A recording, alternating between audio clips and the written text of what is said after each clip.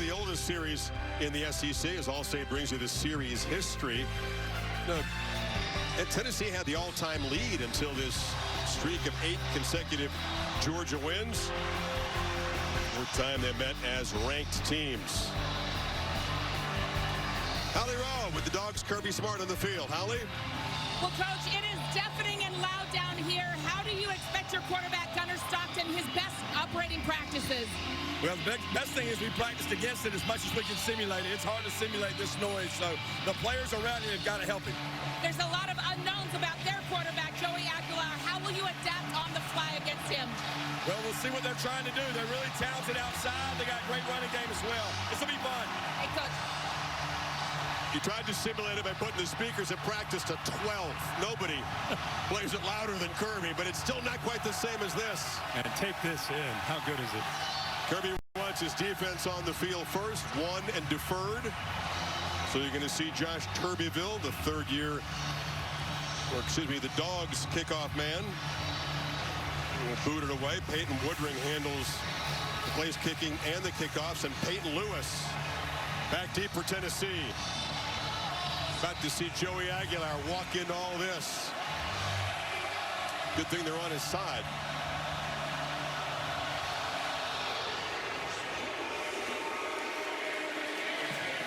And a touchback. He's 24 years old, from the Bay Area. Zero-star recruit, almost gave up football.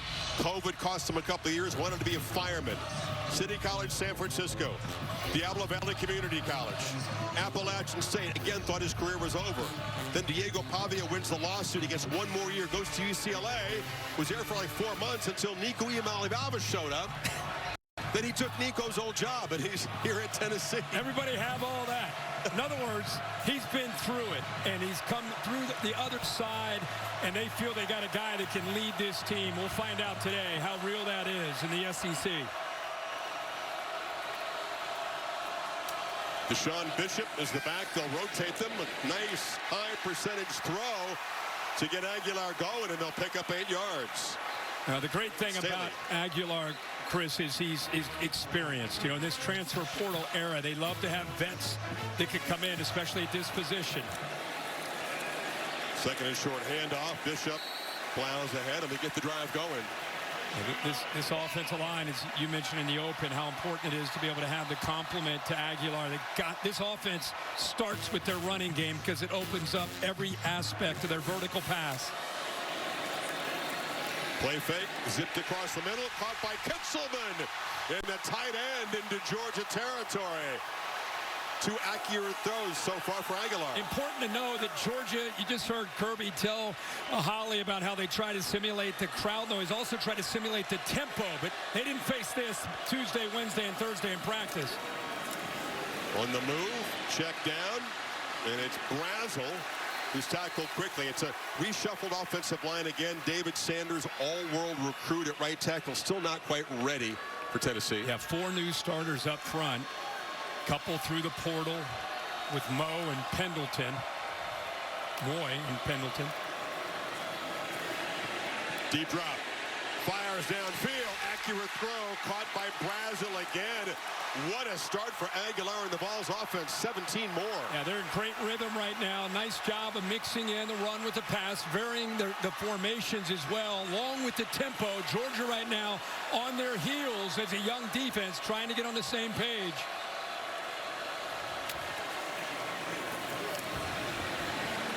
Bishop barrels up the middle. This is familiar.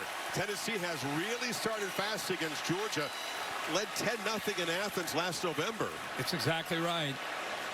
They know when they get into the red zone, like any team, but especially today against Georgia, they can't settle for field goals. They need touchdowns. Crossing route. Catch made. Staley out of the slot. Hard to guard. It's 1st and goal. And right now, Georgia trying to mix up zone and man coverage. When they're in man, right now, the underneath coverage is lost. Miscommunication, some busts. And every single time they have, Aguilar has found the open man. 5 for 5. This time it's a keeper. Touchdown, Tennessee. Welcome to Rocky Top, Joey Aguilar. Can't be better than that at the start.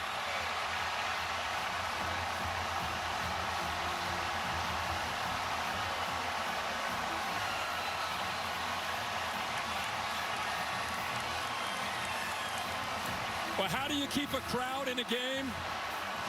You go right down the field. Quarterback's 5 of 5, 8 plays, 3 on the ground, 5 through the air, and you go up 7-0 to get this game started.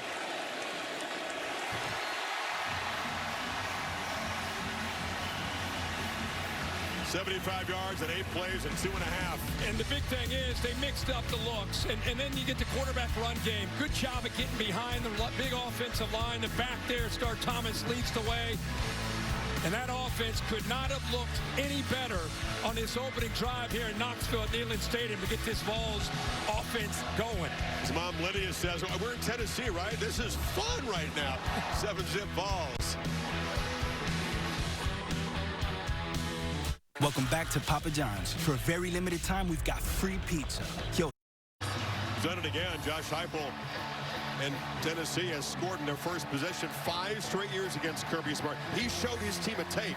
Here's what happened early. Remember what happened at the end. We won all those games, so he was prepared for this. 2 years ago, 75-yard touchdown run on the first play by Jalen Wright for Tennessee. That's right. Georgia worked their way back, and so here comes Gunnar Stockton. Running is a big part of it.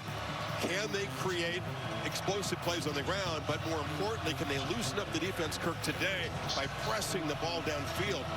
Shots have been a struggle through the first 2 games. Some of that's been the coverage that they have faced. A lot of screens, a lot of quick game. Gunnar only averaging 5.3 air yards per target. It's 130th in the country after the first couple of weeks. So you're right. Tennessee wants to challenge him. Make him play quarterback from the pocket. Don't let him get out and create. Rocking already. Looking to press the ball in the very first play. Nice ball downfield. And the catch is made by Colby Young. Dogs fans have been waiting for that. Well, he got a blitz late. He recognizes a one-on-one opportunity. The blitz comes here. His eyes are up off that play action. He knows he's got his guy. Downfield, puts it out in front, and that's exactly what they want today from Colby Young. Great play to start for the Dogs. He was 1 of 7 on deep shots before that completion. Stockton kind of stumbles as he runs for a few yards. Take a look at the impact players in a second here, but another look at the like I said, Young. Yeah, Chris, the blitz, a little stutter and go. There's the separation. That's a true freshman because their starting 2 corners are out. You got a true freshman who's talented, but first time he's seen SEC football in the very first play. Hey, attack him. Mike Bobo goes right at him against that blitz. Young was a big play guy at Miami. Quiet year for Georgia last year, but very effective weapon. Stockton pulls it and then zips a slant to Zach Branch, one of the new arrivals from USC, and he is a very dangerous guy out of the slot. Got 10 yards there. Impact player is built by the Home Depot, and Georgia's got the ball. Yeah, we just talked about Colby Young, Frazier to run the football, Tillander and Redmond on the other side. And there goes Frazier. Plows forward down inside the 15. Tielander's the leader. We met with him yesterday. Just a guy that walks into a room. You can see why he's a middle linebacker, why he's a captain of a defense, why he's the leader, 22. He's got to get them right with the different looks they'll get from Georgia. And then I just talked about Ty Redmond. He's one of our impact players because you knew he'd be tested as a freshman, and Georgia goes after him on the very first play to Colby Young. 2 elite corners out of the lineup for the Volunteers. Serious concern. Stockton looking to run. Has blockers off the right side and will muscle for a first down before Jalen McMurray, the star player, got him down. Yeah, sometimes you get zone read. Other times you just get quarterback power. Give them the +1 for this defense to have to account. And when you start to worry about 14 running the ball, then you're going to create some one-on-one opportunities with a very talented group of wide receivers. It's not just 1 or 2 guys. They've got 5 or 6 that they feel can make a difference today in this game. 225-pounder Chauncey Bowens to the right of Stockton now. Stockton keeps it, eludes a man, and scores standing up. Georgia answers immediately. And each quarterback has a touchdown run.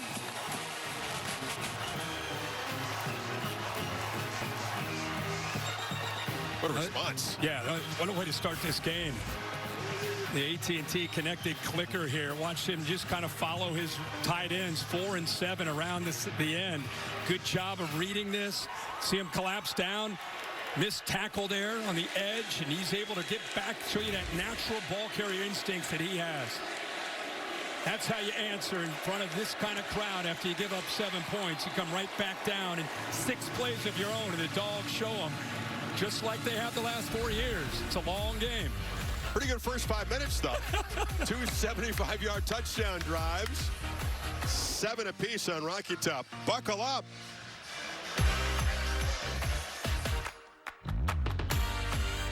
At Burger King is presented by Burger King. You rule. FCC was actually born right here, downtown Knoxville. Bonus points for your hardcore fans who can name the 3 charter schools no longer in the conference. You can DM Kirk with your answers there. He's eager to get that. Well, Stockton, instant response, the 45-yard strike to Colby Young. And then they muscle it in from the ground, and Joey Aguilar goes back out there after an incredible opening drive for him. 5 for 5 and a touchdown run. What a response, like we said, and it shows you the confidence that they have in Gunnar Stockton. Down 7, crowd going crazy, as loud as it can be. First play, after all the talk about not getting the ball downfield, they give him that chance to take that shot. And let's go back to that Tennessee opening drive, because it happened very, very fast. It was a mix of RPO, where the linebackers were coming up against the run game.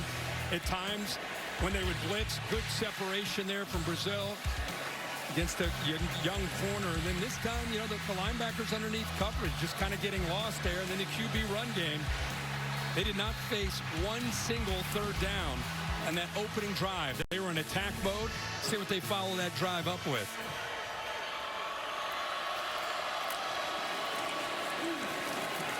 It's a run to Bishop. Picks his way around left end for 3 yards. They were able to pound Syracuse and East Tennessee up front. And Kirby said on tape the offensive line looks good, even though it's been reshuffled a bit. And streaking downfield is Brazo, who makes the catch and runs to the end zone. Flag down. We'll see if it stands. He beat Ellis Robinson for 72. Yeah, it's going to be a flag that they'll decline on Ellis Robinson. He got beat. He ended up trying to catch up, never fall on the football, interfered on Brazel, and then Brazel makes the play, keeping his feet, goes to the end zone. Pass interference. Defense number 1. Penalty declined. Touchdown. This crowd in love with Joey Aguilar at the moment, pressing the ball downfield. Very high in his list of skills. I mean, you've seen it already. Yeah, and this is an aspect of their offense. People talked a lot about Dylan Sampson last year. He led the SEC in rushing. And, you know, he had to adjust. Josh Heupel had to adjust his scheme to be more of a physical running team. The reality was Nico struggled with accuracy downfield. And as you've seen here, that's not been an issue with Joey Aguilar. If you're a Tennessee fan, how great is it to see that vertical pass game back in this offense? In these first 2 drives, Joey 6 of 6.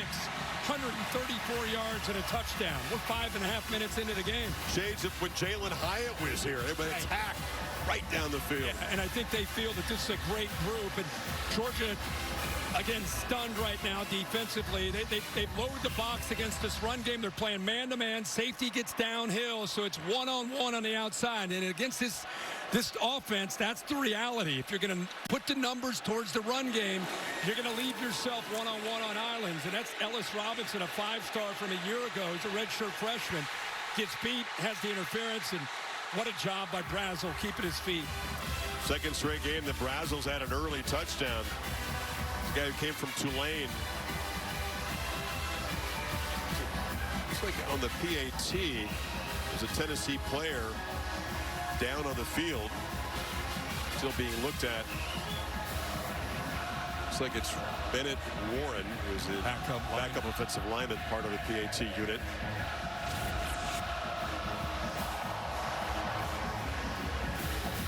Man's going to get a workout today. Yes.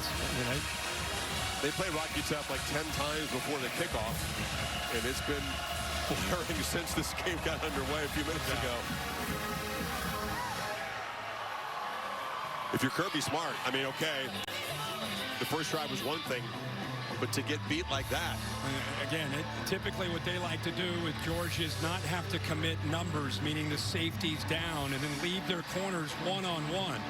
They usually are good enough at the defensive line where they can beat up this Tennessee offensive line without having to commit. And what that allows you to do is keep two safeties back to prevent those deep shots. Good to see he's up walking it off Bennett Warren.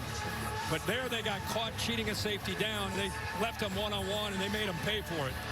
Say it's a long game. 85 degrees is the temp. The real feel with the humidity is 90 degrees. Kirby Smart, very mindful of that.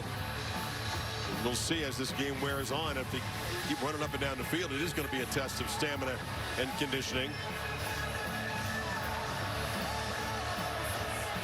Zach Branch at the goal line as Tuberville boots it away again.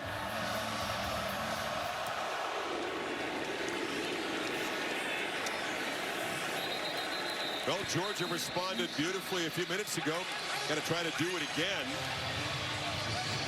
They have to respect the shots, though. I mean, Mike Bobo, I like that right away, calling that in the very first play. Well, and I think it's, especially like I said, all the noise on the outside about not getting it downfield in this stadium, down 7 in the blink of an eye, and they said, no problem. Let's give our guy the ball and let's show him we believe in him. And what a drive they put it together. Now, another answer needed by Gunnar Stockton and the Dogs offense. Last drive, it took them 6 plays to go 75 yards.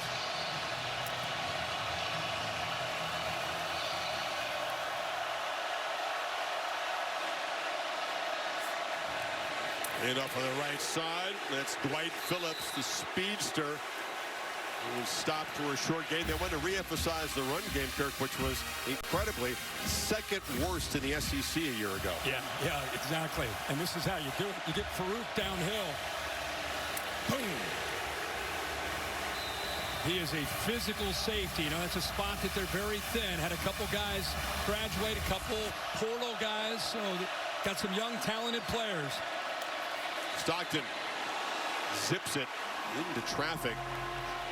Volunteer defenders bracketing the receiver. Arian Carter was close. Oh, close. I think it went right through his hands. 7 had a chance there to come up with an interception. The underneath coverage at linebacker. That ball went right through his hands.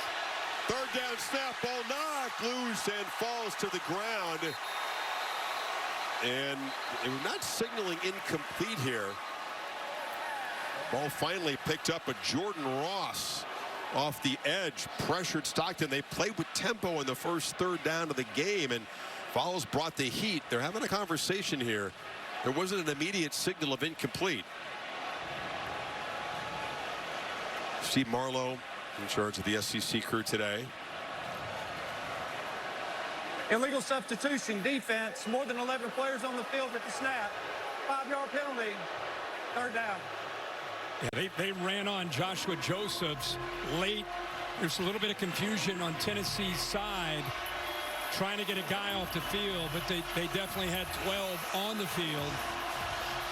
Wanted to get a third down package out there, but Georgia was too quick for him. So now it's third down and 3, empty backfield. Pressure is picked up. Stockton, back shoulder throws incomplete. Trying to get it to London Humphreys, and made a good effort. But the Dogs punt team comes out. Instead of trying to get it underneath to a tight end, they decided to take advantage of some opportunities downfield. That's a one-on-one matchup. Back shoulder fade, timing pretty good. Humphreys just a little bit late reacting, just off his fingertips.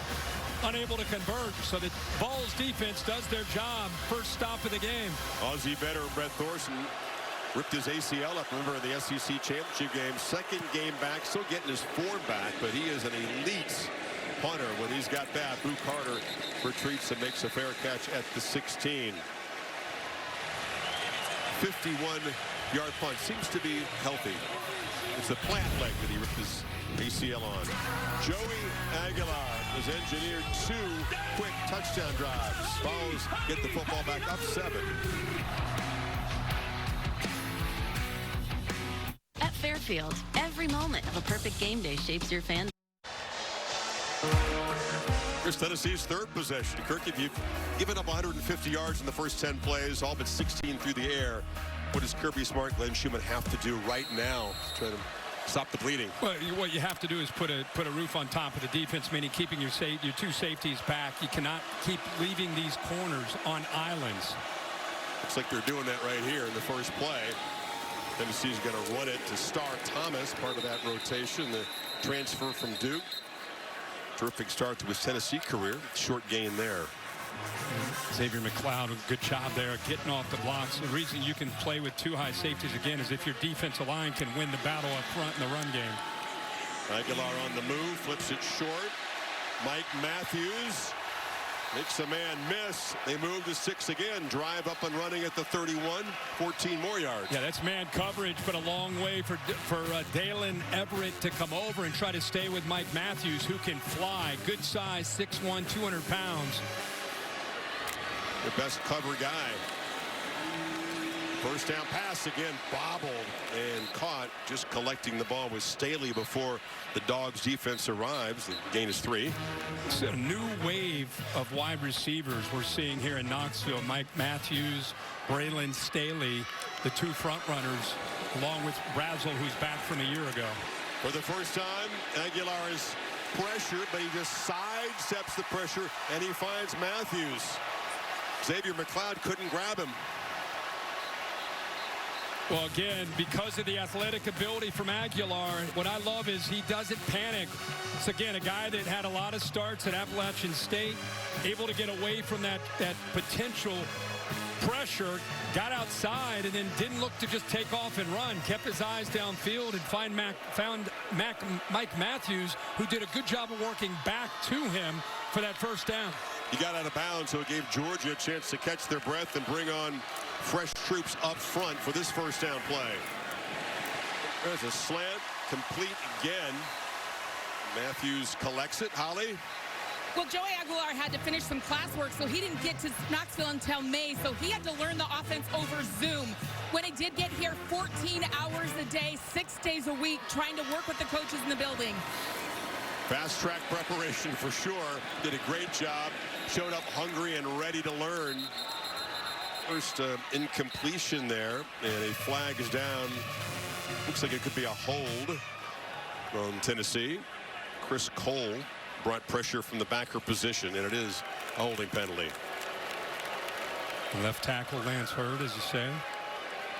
Georgia trying to do the best job they can, especially on the near boundary against this tempo of rotating corners on and off the field. You know, these guys are running 20, 30, 40 yards downfield almost on every snap because of the Tennessee receivers. So instead of just keeping two guys out there, and Daniel Harris and Dalen Everett, they're trying to get Jones and Robinson in there as often as they can. Try to keep these guys fresh. Yeah, that's essential. Depth is important. We talked about the heat today and the stress on this defense. Intentional grounding, number 6, is accepted. So lost it down at the spot of the foul. Third down. So besides the hold, they felt that Aguilar was just throwing it away to the sideline there. Yeah, there's the hold that they declined right there. 53 Hurd against Johnson. He kind of threw that football away. He's inside the pocket. And there's not a receiver. That's a good job. But, well, you can see a receiver kind of working towards the sideline. Bill, did you think that receiver was in play there, or was that the right call? It's the right call. The official downfield has to make that decision whether or not that receiver would have been in the area. And his judgment was fine. Okay. Beginning to get a little pressure on Aguilar in this series. So the penalty means that wasn't an incompletion. He's still 10 for 10. 3rd and 13.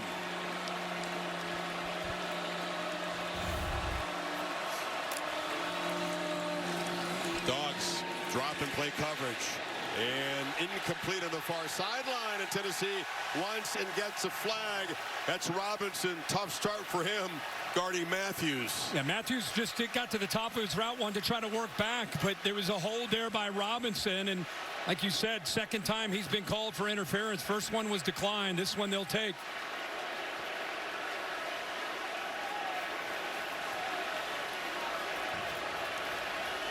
You're under constant pressure.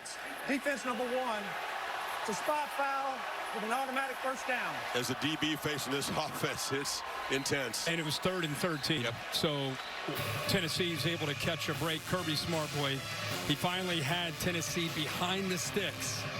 Had a chance to get this defense off the field, but the pass interference, they're going to get Ellis Robinson off the field and bring Everett back in. He's on the left side of the offense into the boundary.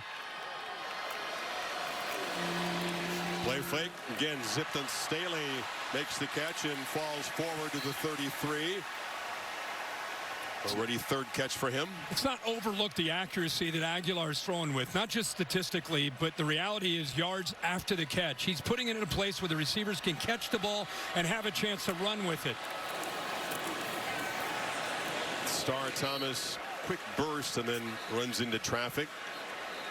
Be a couple yards short on 3rd down and 2 now. Pretty good when you all the talk about Aguilar and his travels, and he was at App State, and he went to UCLA, and now he's the quarterback here in Knoxville. How would he be? And he's 11 for 11 to get this game started for 185 yards. Ethan Davis, Vols tight end, ran off the field holding his arm. That's what the delay is for.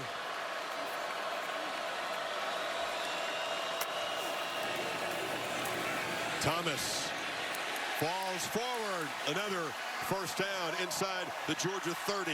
Good tough running that time by Thomas. He was met right close to the line of scrimmage by Gabe Harris Jr. Did a good job of getting off his block. Looked like he had a chance to maybe make that play short of the first down, but Star Thomas kind of has great feet, can make you miss. That time just lowered the shoulder. The Duke transfer and just picked up those 2 or 3 tough yards. It's his 4th school. Quite a few guys on this roster that have multiple stops. Coffeyville Community College, New Mexico State, before going to Durham. 1 year now, Tennessee. Pitch on the edge, Staley again. Between a couple defenders, dragged down to the 22. Excuse me, that's Matthews. Remember, Chris, you asked me at the beginning of this drive, what can Kirby Smart do? And I mentioned putting a roof on top. The reason you do that, you make Tennessee, instead of that explosive play, you make them have to drive the football. It's the 10th play. This will be the 11th play of this drive. So Tennessee finding answers to those safeties sitting back. Across the middle, Kitzelman.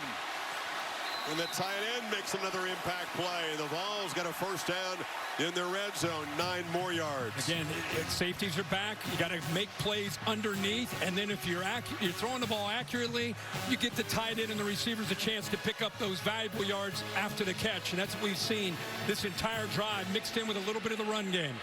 Former Bama tight end, one of the alpha leaders of this Tennessee team. First down, play fake, end zone, touchdown! Perfect strike, Chris Brazzell. Vols 3 for 3.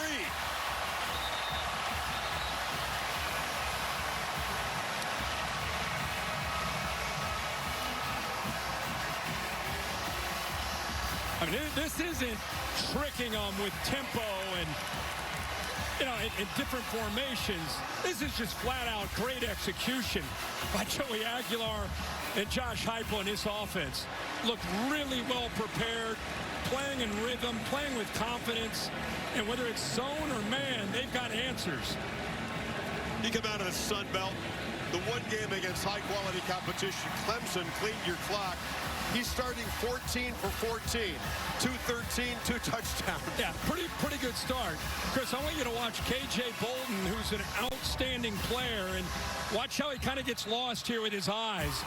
Doesn't really make a play on anybody. You got some crossers in front of him, but watch this outside move by the receiver, sets up that inside move to the post.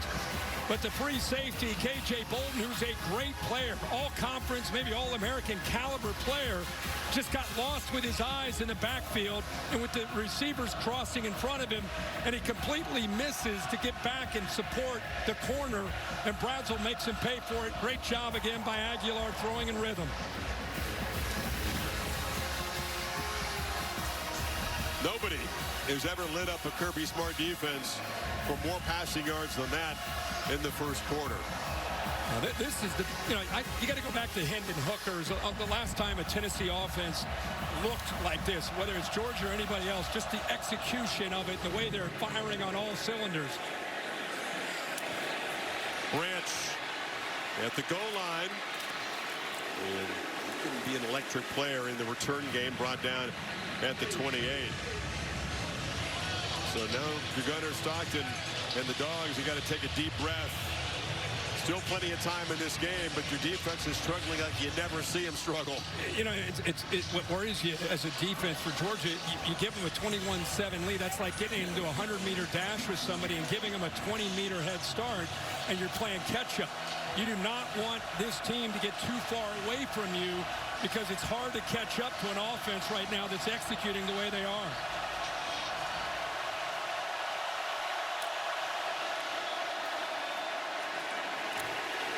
Josh McCray, part of a 5-man tailback rotation. He gets a few carries per game, gets a few yards there.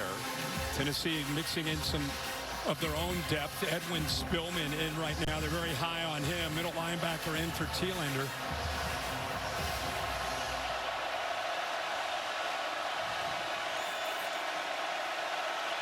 And tough to make a check at the line of scrimmage with this crowd. Plenty of time on the clock. Cray again makes a cut and spins forward out across the 35. It'll set up 3rd and 2 now. So you're saying this 3rd down's important even though it's really early. Very important. Yeah, having a running quarterback in these kind of situations really helps, whether you utilize it or not. Just the threat of it, something that Tennessee's got to be aware of.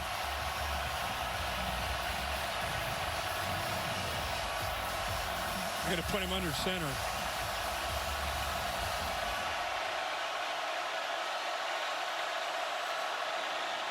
Handed off inside McCray. 3 carries in a row. Flag is down. It's enough for the first down at the 39. Check the marker.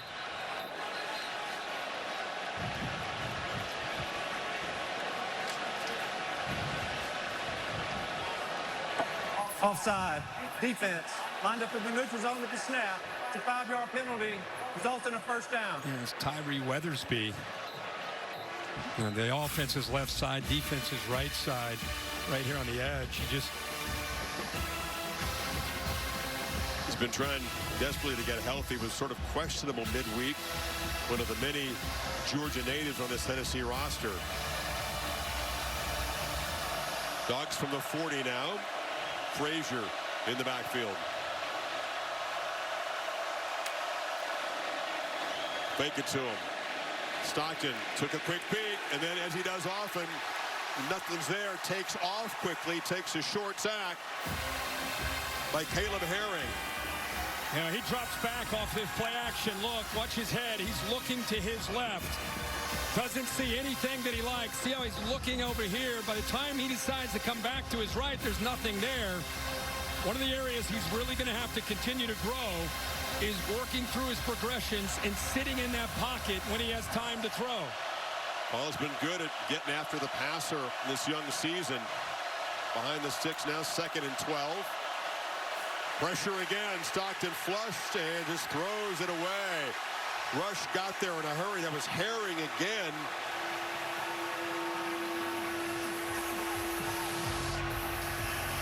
Tyree West in hot pursuit as well. They've got a number of guys that can get after this quarterback. Herring has got great length. It showed you that time the kind of speed he has off the edge. You lose a guy like James Pierce to the NFL, you wonder who's going to be those next guys that kind of step up to do it. Herring there. Joseph in this situation, also a guy 19 that can get after him. It's a committee, isn't it? Swing pass to Cash Jones. Their 3rd down specialist had a long way to go and didn't get first down yardage. We'll see if Smart now near midfield feels like going for it on 4th down. They need 4. With the way this Tennessee offense moves the ball, it'd be a gutsy call by Kirby Smart. Maybe a hard count to draw them. I mean, the last 3rd down they had, they were able to get the offsides. Just Tennessee lined up offsides. Need 3 officially. Jones in the backfield. Hard count with a timeout, and they're going to go for it. Play clock at 2. They're going to run a play, and they get it. Slant to Zach Branch on target, and they're inside the Tennessee 40. Well, he got to the inside against Boo Carter. It's the transfer from USC to the left side of the offense. The inside slot receiver does a good job at the release. He won that at the release. Good isolation there up at the top, and with that kind of speed, once he won at the line of scrimmage, he's just able to pull away from Boo Carter. Gutsy call by Kirby, and it pays off. Branch has already become a trusted target for Stockton. The first down throw zipped over the head. This guy's very busy, as you said, out of the inside slot. That time he'll move him all over the place. He will get downfield and threaten the defense vertically, even though he's also very dangerous at the line of scrimmage with the football. Yeah, he sure is. Like you said, he's kind of a joker. They will move him around. But you look at he and Colby Young, Noah Thomas, who came over from A&M, London Humphreys, the 2 tight ends, Delphin Lucky, Dylan Bell, and then the freshman. They've got a great group.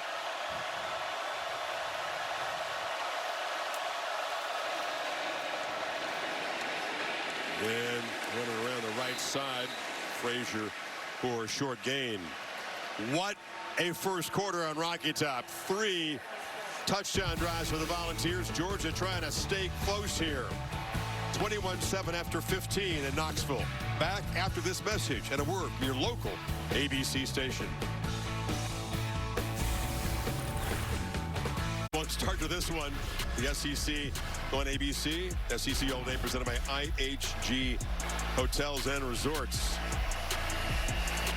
Rare early season meeting between these teams. They shifted Georgia-Florida or Tennessee-Florida to late in the season. So they're able to open up this slot. Dogs need 7 on this third down. It's 7 guys walked up. Who's coming? Who's dropping? They're all coming. Ball quickly to the perimeter. Branch has a crease. Zach Branch in a front race. They won't catch him. Georgia on a 3rd and long strikes for 6. You bring the house, not much help on the edge, right? Yeah, usually you walk guys up. You're trying to get the offensive line to guess who's going to come and who's going to drop. Kirby fired up to see his team again compete, come up with an answer here on 3rd down. Gunnar Stockton looked out there and he saw 3-on-3, and he knew if he could get it to number 1 with a couple blockers, he had a chance to make the 1 guy miss, and he could be capable of taking it to the house. Is exactly what he did.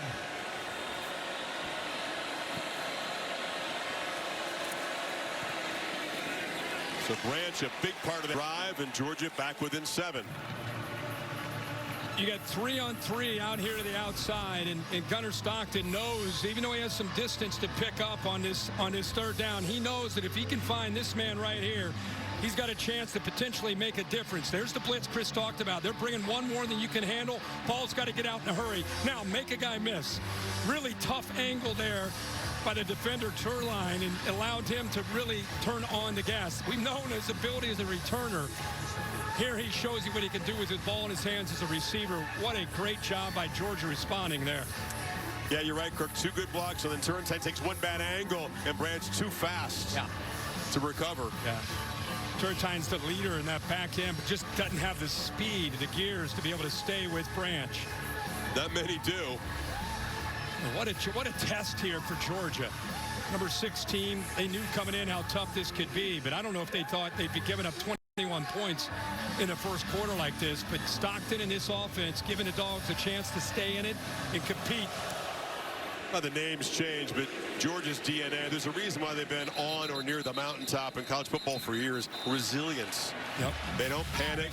If you don't put them away, they're just hanging around. Give up 21 to Alabama. Remember, on the road last year, defensive nightmare for Kirby Smart. Eventually came and took the lead. That's right. You know, Ryan Williams had the last word, but they fought back in that game, and they're fighting back here. Yeah, and we talked in the open last 4 outings. This is what Tennessee's done against Kirby. 210 passing yards. Look at this first quarter, 213. and already 21 points. They've averaged 14 for the whole game in those 4 games, and they got 21 in the first quarter.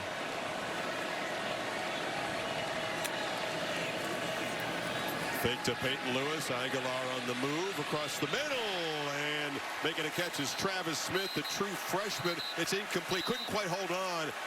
The blow was delivered, and he didn't quite complete the catch. Yeah, Guerrero did a nice job of coming up to make that contact. What focus there to initially catch the football, but because he got hit, the timing of that dislodges the football. Perfectly timed, clean hit, and the ball comes out. Had a chance to recollect it after the hit, but it kind of squirted out of his hands.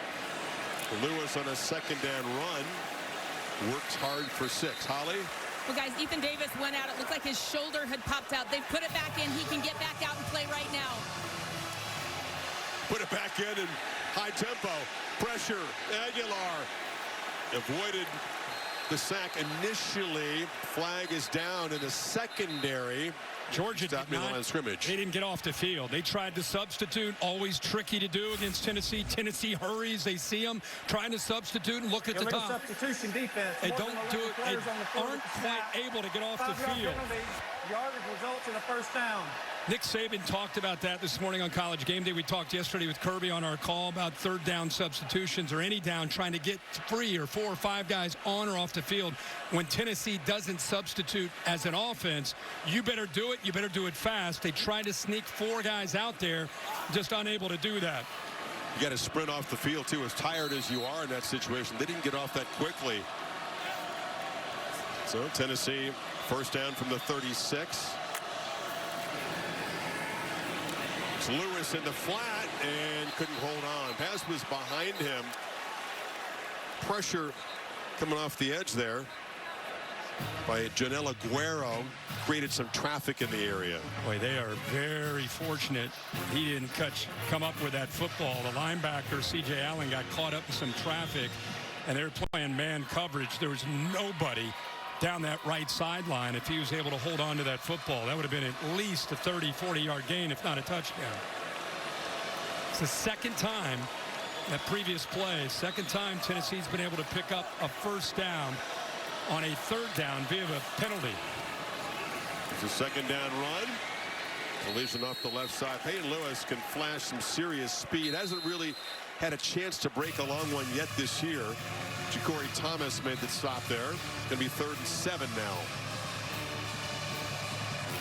This is what I talk about, where Tennessee, if they don't substitute, Georgia now they are. They are going to substitute because Tennessee brought a player in. So they hear Kirby's talking to the official about making sure they have time to get their guys on the field. The mass substitutions for Georgia as they just try to slow this Tennessee offense down and force the punt for the first time. Please reset the game clock to 13 minutes, 58 seconds. 13:58. Put 30 seconds back on here. This is a play by Mike Matthews. His helmet comes off, so even if he didn't want to come off the field to continue to go tempo, he's got to come off the field. That's what Kirby was talking to the officials about, make sure he had to come off. Again, gave Kirby and the Dogs defense a chance to get their personnel, give them 5 defensive backs. See if it makes a difference here. Aguilar, incomplete. Cooling off a bit after that torrid start. That pass was just behind Staley, and here comes the punt team for the first time. He actually has watched both of his receivers, the tight end to the inside. Kitzelman's open. He elects to go to the outside. Good route, just a ball, little one of few passes that has not been perfectly on target. A little bit behind his receiver there, Staley. So it's an incompletion, and first time we've seen the punter come out. Jackson Ross, ladies and gentlemen. And he rolls to his right with some pressure there, gets it away. And Branch doesn't play it. Is he going to get to the end zone? They sprint down and bat it back short of the goal line. It's a great special teams play by Bennett Brady. The long snapper went all the way down there and acrobatically prevented a touchback. Good hustle. I was watching and nobody touched him at the line of scrimmage. It was a full sprint, and he's rewarded for that effort by just an amazing play here by the long snapper to bring the Dogs deep. Long snappers around the world say we're athletes too. No doubt.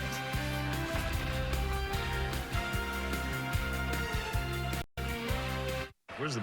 The Taco Bell Live Más Student Section of the Year. Only one can claim it. Ohio State won it last year, and we'll see this year's champion. Bennett Brady, you're a long snapper. You're a backup. It's your 4th year in the program. You practice over on the side field. Disconnected from the program.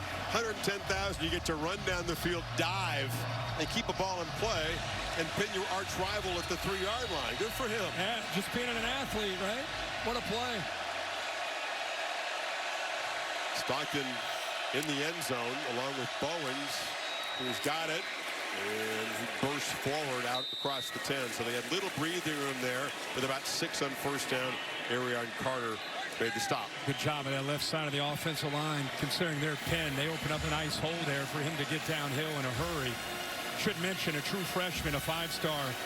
Juan Gaston is in the game at right guard. He's been in the last couple series. He's been banged up. We didn't know if he would go, but true freshman for Georgia, 6'7", 360. Future superstar, but lined up there at right guard. Yeah, your first quarter of your college career, you get injured.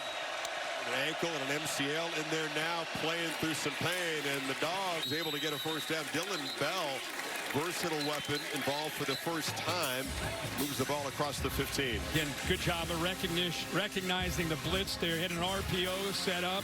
Always has the ability to flip it out to the receiver. Saw the blitz into the boundary and got it out there in a hurry. Picked up a good block and a nice first down to get away from their own end zone.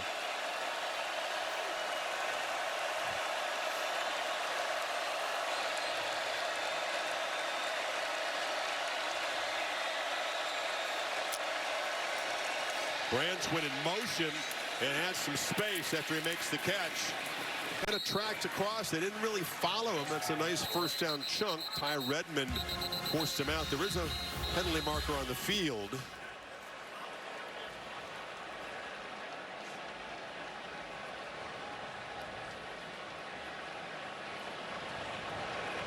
Kirby Smart, a long way away from this conference, would like to weigh in. After the play, personal foul, unnecessary roughness, number 8, offense.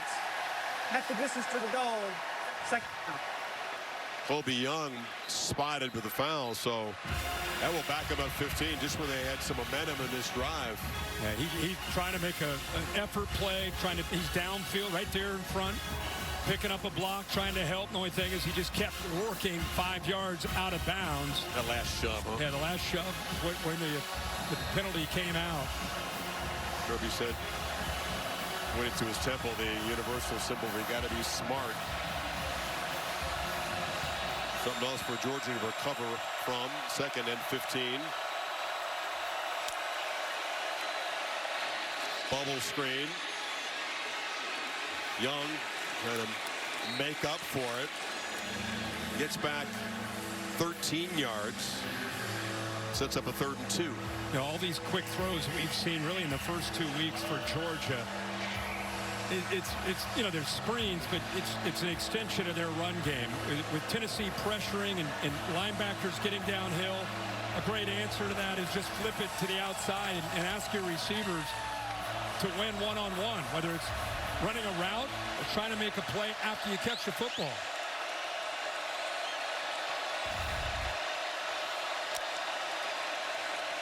Stockton running. The ball is sniffed it out, but he slipped the tackle. Tyree West got in there. Still going to be spotted short of the first down. What a play, by the way, by Tyree West. Georgia moved Ernest Green, their right tackle. They end up moving him right here. And watch the move across from him by 42 in orange. Just getting off, just playing with violence there, getting off blocks and making that play. They do have plenty of depth at that defensive end position. Pierce is with the Falcons' #1 pick, but depth there in his absence. Thorson Delivered a strong punt his first time. This one's also pretty good. And it's muffed at the other end. Scramble for the football. Boo Carter took a chance there. Does recover the fumble, avoid the turnover. That was dangerous. 52-yard punt from Thorson. Continues to be a weapon now that he's back healthy.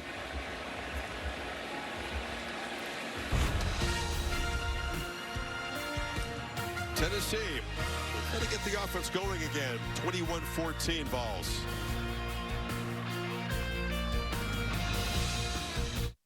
World War II Navy veteran. Got out of the Navy, then played here for General Nealon in 46 and 47. Johnny Majors was his roommate, just turned 100 years old. Oh, that's amazing. See his family there with him. That's great. Awesome. Some tries to get the drive going. And this is Bishop off the right side. Picks up about 6. They're going to get back to that tempo. He just joined his first 3 drives for the Vols, resulted in touchdowns. Last drive, first punt of the game.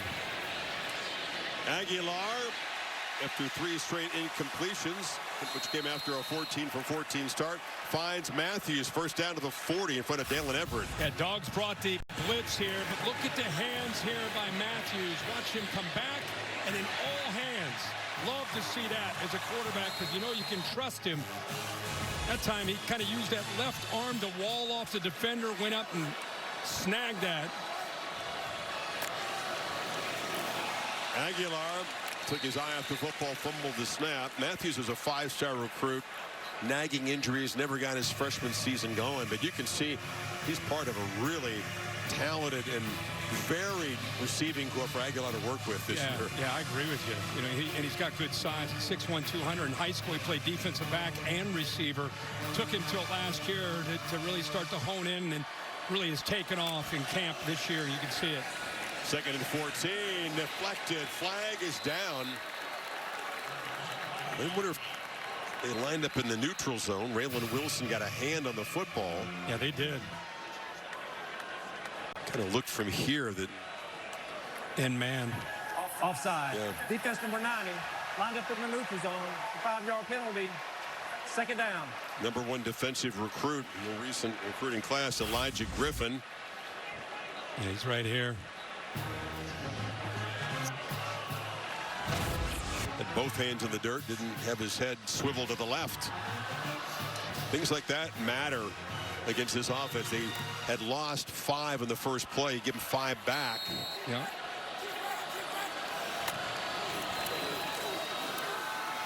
On 2nd down. The run is smothered as Bishop. Very little running room. Griffin makes the play that time, and it sets up a 3rd and 7. With the third down Tennessee's had. Remember, they went right down the field without needing 3rd down. Don't feel the same urgency. George is able to rotate again, trying to stay fresh, trying to adjust to the down and distance here on a 3rd and 7. Get their better pass rushers in, better coverage unit in.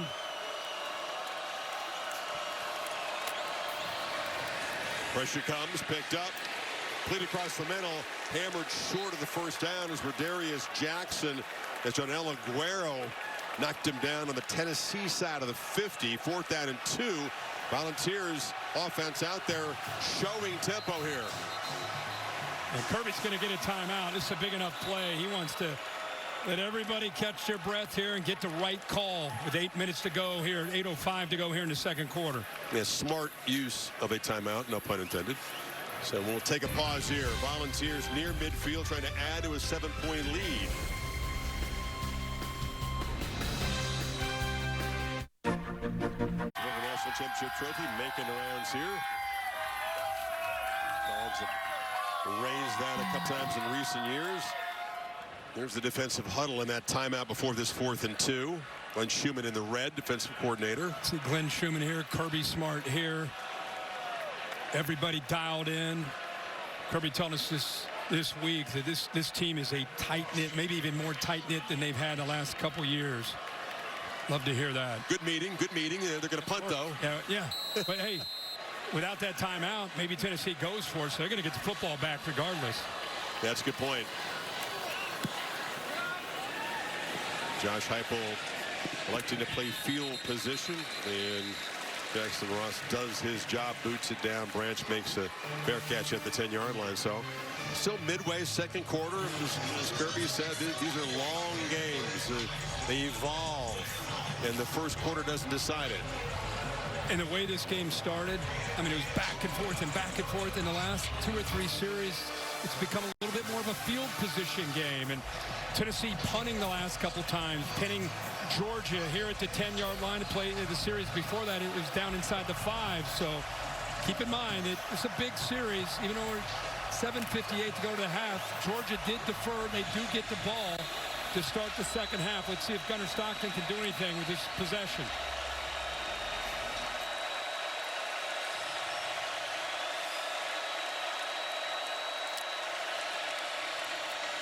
Chauncey Ballins runs into an orange wall. Jeremiah Thielander made the stop. Georgia native, no Georgia fan growing up though. His dad coached college football a lot of different places. Utah, Bowling Green. Yeah. Impressive guy. Loves the game of football. Bryson Eason, also 20 right in front of him. Able to get penetration to free up Thielander to be able to get in there. Thielander's dad was around guys like Spagnola, Andy Reid, Dirk Cutter. Yeah.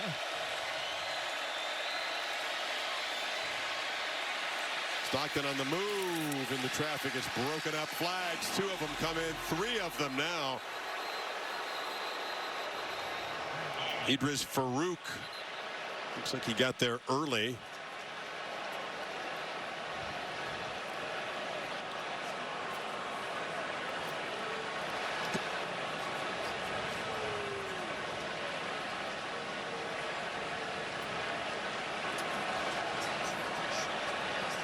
Farouk, one of the first-year starters on this defense, a special teams guy.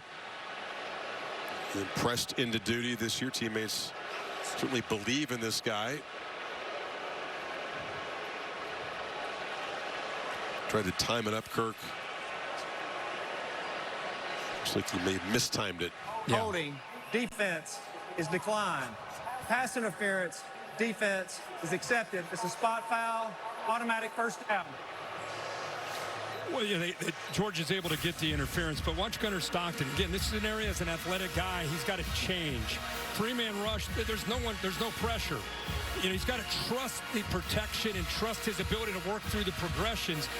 You know, if he would have looked and surveyed the field, Cash Jones was going down the right sideline all by himself, had a chance to make a big play, but he gives it about a beat or 2, and then he doesn't feel comfortable, and he gets out there prematurely at times when he has protection.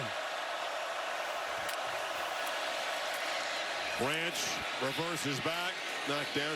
So if his feet are moving, the eyes are just sort of less likely to be in the right spot. Well, I think, you know, I didn't study his high school film, but I guarantee in high school he was able to throw it and also run it. And when you have a guy who's a dual guy who they're trying to get comfortable and sitting in the pocket, often guys like that, they give it about 2.5, 3 seconds. They look at their primary. If it's not there, a lot of times they want to get out because they know they can make a play with their legs. He'll develop and get more comfortable in the pocket, but he's just not there at this point.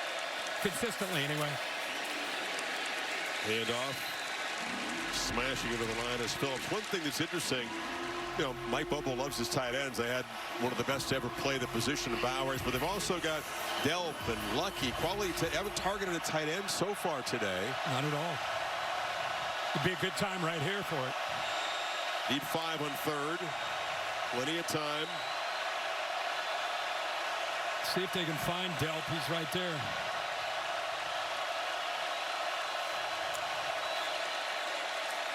Pressure comes. Stockton has time and loops it down the field. Another flag comes in. That's the freshman again, Ty Redmond. They've been targeting him this entire first half for some big plays. Get an interference this time on him on a big 3rd down play. We had to cover Noah Thomas, the big 6'5" receiver. 15-yard penalty, automatic first down. Brought him in from Texas A&M.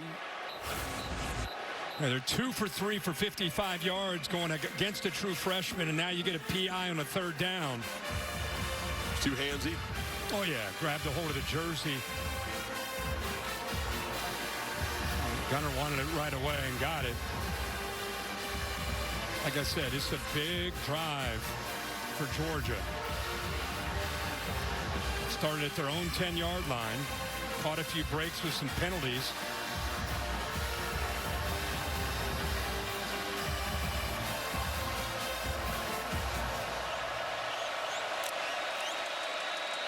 Bowens bounces it. Chauncey Bowens gets to the edge and rumbles for close to 10 before Joshua Josephs got him down. Actually, they'll spot it right at midfield, so it's an 8-yard gain. Watch this job here by the Tennessee interior. It looks like they take it away, but Bowens does not give up on him. Then look at 14 out in front, the quarterback, trying to make a block, trying to help his running back out. I don't know how they spotted it at the 50, but that's where the football is. Looks like he fell well across that.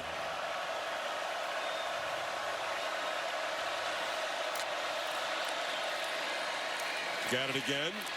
Oh, he stutter-stepped.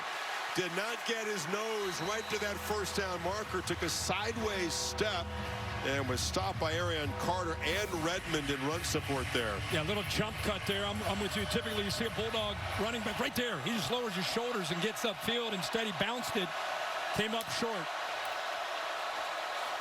225-pounder keeps it again, and this time will move the sticks to the Tennessee 47. But it is a battle between the tackles with this Georgia offensive line trying to make a push against the Vols. Not a whole lot of running room. Mike Bobo, though, being stubborn, which you love to see with that run game, mixing in play action and taking some shots, some quick throws. It's been a nice plan so far here for Georgia, but tough sledding in their run game. Bobo's son Drew is the center after a solid start in his junior season. Dodging the rush and finally finds the tight end. That is Lawson Lucky, who was working free. Joshua Josephs was in pursuit. They pick up 11. Yeah, it was a late release, almost a check down that time. Is an emergency. The quarterback needs help. He was able to locate him there. Good effort after the catch it once again there by a Bulldog. And hit as he throws, gets the ball loose. It's Oscar Delp, who tried to hurdle him and ends up planting a foot in the chest of the defender. So after no targets, the tight ends make back-to-back plays. 18 more. How does he get this ball off? Oh, right as he starts to throw it, Josephs hits him. But a heck of a job of recognizing that receiver to get that ball out. Tempo from the Dogs. Frazier. They're getting chunk plays now inside the 10. Tough to run inside, so let's get the ball either with a quick throw to the outside, out on the perimeter, or get Frazier, who just came in for Bowens, get him out there, who's got some ability to make the defender miss. It's a heck of a drive. Remember, started in their own 10-yard line. This will be the 10th play coming up. It's happened fast now, Kirk. Let's see if they pull back on the tempo here. They'd rather not leave Tennessee time before halftime. Heupel does have the 3 timeouts plus the 2-minute timeout. Bowens again, bouncing off people. He's powerful when he does run north-south. Gets to the 6. It'll be 1st and goal. Going with a 3 tight end look. Mike Bobo and Kirby have used a lot of different personnel groupings, a lot of different formations, trying to make this Tennessee defense have to communicate and mix in a tempo. Like you said, fast, slow.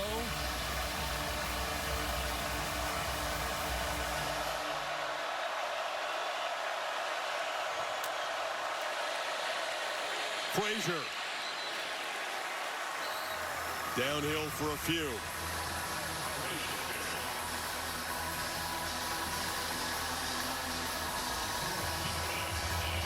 Definitely slowed down. Get the 2-minute timeout here. Grinding drive, penalty aided in the early stages, and now 11 plays. Power football as the Dogs try to get even here before halftime.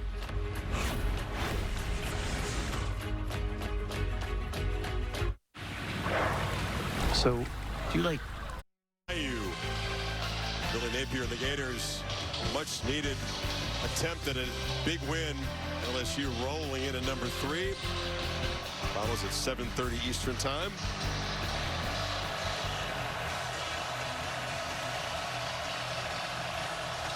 Second and goal. McCray is the back. They fake it to him, and Stockton is swarmed around the edge. Caleb Herring, one of those Leo position guys. He's had a big afternoon. He sure is. He's to the outside right here, and what you love is his quickness and burst off the football. Right tackle that time does not do a good job of kicking out to be able to prevent that.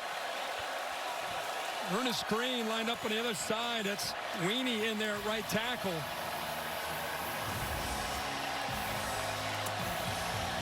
They lost an all-world guy at that position. He's part of a squadron of them trying to make up for it.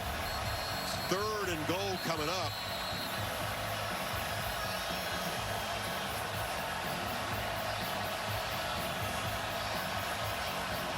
Clock was stopped after that play. Bill, why would the clock be stopped here? I'm going to check the board, but I think we had a team timeout. Okay. Tennessee may have used one. Sorry, didn't see it. Third down coming up. On the move, Stockton. Knocked down short of the goal line. Jalen McMurray was tracking him. It's fourth down. See what Smart does here. 2 yards short. Tennessee playing enough zone there underneath, and they've got speed to be able to chase Gunnar Stockton down. Eyes on a quarterback, especially in this area, huge. Great play by McMurray. So Tennessee will take another timeout here before this fourth down play. For now, the offense in play for Smart. Getting to get the football to begin the third quarter. Still confused by the previous play. After that sack, the game clock. I think Tennessee had taken a timeout. I didn't see them signal that, but they've now got just one left. One left, okay. So trying to happen quick. Preserve some time. Whatever happens in this play or this series, they will have an opportunity to get the football and do something with it.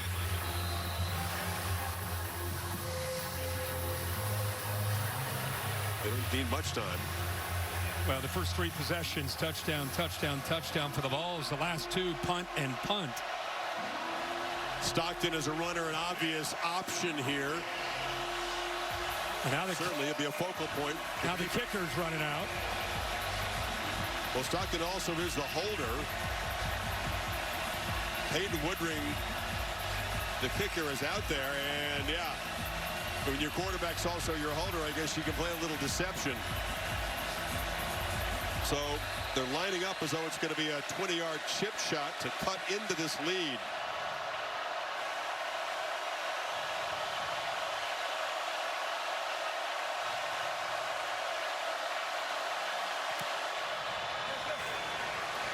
Ultra reliable Woodring does that.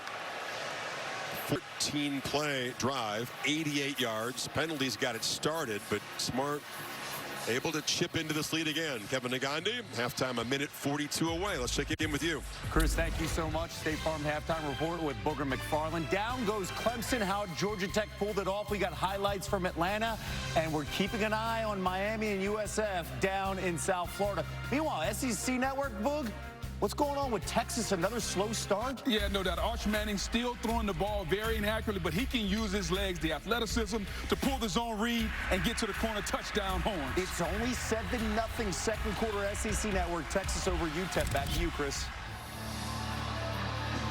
All right, Kevin, thank you. 14-3 as Miami tries to knock off the upset-minded Bull. Already got 2 ranked wins. Late first quarter in Miami. So Tennessee, it's almost a win after the way they had 2 pass interference penalties early in the drive. Georgia got going and threatened, forced the chip shot. Yeah, we'll see if Aguilar in this offense can get some rhythm back here. Yeah, in those first three drives to this game, there was a lot of big plays. They had 6 plays over 15 yards. Aguilar was in great command, and Georgia answered right back. I mean, it looked like we had ourselves a shootout. Both those drives, 5 minutes in, it was 7-7, and Tennessee didn't stop. In fact, first 3 times they had the football, they put 3 touchdowns up in a hurry, in a blink of an eye. But give Georgia a lot of credit. Just kind of weathered that storm with this crowd in Knoxville. Got the ball to Branch, get it to 21-14, get the field goal now, 21-17, get the ball again to start the second half. Aguilar across the middle, it's incomplete. So he's just 2 for 6 after that 14 for 14 start. C.J. Allen delivering the shot there. Yeah, great job by C.J. Allen. He's out here, and he's just reading the eyes of the quarterback, and they bring him inside just enough to get, looked like his fingertips on that to knock that away.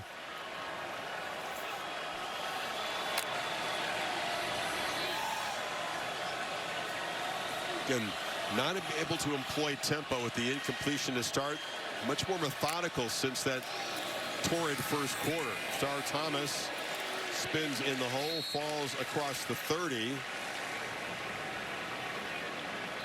3rd and 4 now. They have the 1 timeout, clock moving for the moment. But again, not the kind of tempo that was really troubling Georgia in the early stages. Yeah, and you won't see it unless they pick up this first down right here. I think Josh Heupel intentionally just kind of working a little clock. Now, Kirby said he's working a little bit too much clock. They'll use one of their 2 timeouts remaining.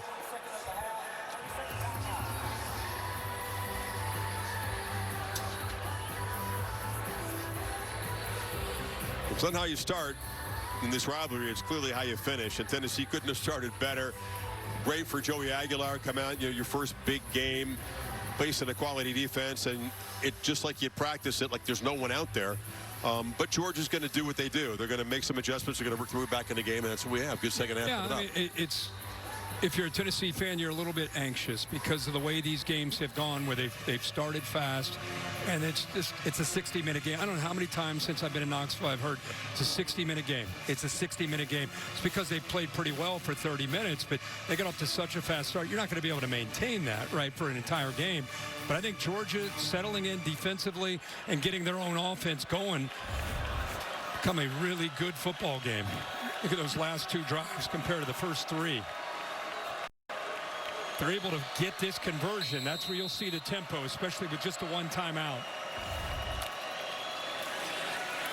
Aguilar backpedals and takes a shot downfield. Matthews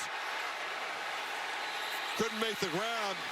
Janelle Aguero comes up with it. So launching into double coverage, trusting his receiver. Instead, it's a takeaway for the first time today. Well, Aguilar's known for his physicality. Here he's just playing center field and does a good job of working to his right, to our left.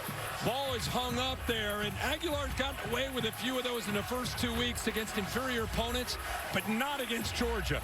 Brought the safety over with his eyes. It's a guy that threw 24 interceptions in the last 2 years at App State. Can't throw that ball up in the SEC and think you'll be able to get away with it. Good job of coming over to make that play by Aguilar.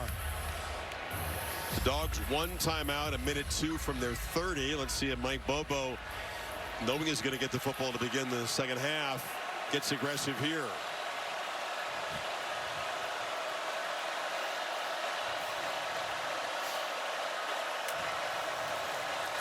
On the edge, Dylan Bell, there's a block, lunges forward to the 40.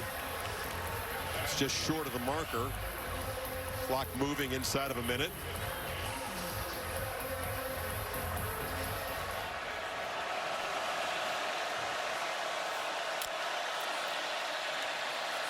Slant, diving catch just enough for the first down. That's Young picking up 5. Yeah, great location on that football, away from the defender who actually did a good job of jumping the route, Colton Hood. But threw it away from him and used the length of his receiver, Young. Sticks are ready, clock moving again. Here comes pressure. Stockton rolls to his right. Flag is out. He almost threw an interception. Ty Redmond, that freshman corner, has been a focal point, came diving in, and it bounced off of him. Offense number 71. Ernest 10-yard Green, the penalty. right tackle First there. down. Again, when the quarterback leaves the pocket, it puts the offensive lineman in tough spots when it comes to dealing with the rush. They're expecting him to be in the pocket, but he gets out there. He feels that pressure. 71 right there on the hold. And a risky throw into traffic. It was dangerous. Very dangerous. There's the hold right there on the left. The field is shrinking right as he continues to roll. An opportunity for Redmond there. Instead, 1st and 20.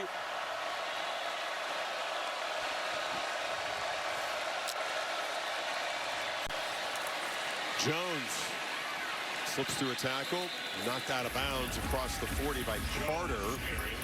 21 seconds to go. Going to be 2nd down and 13.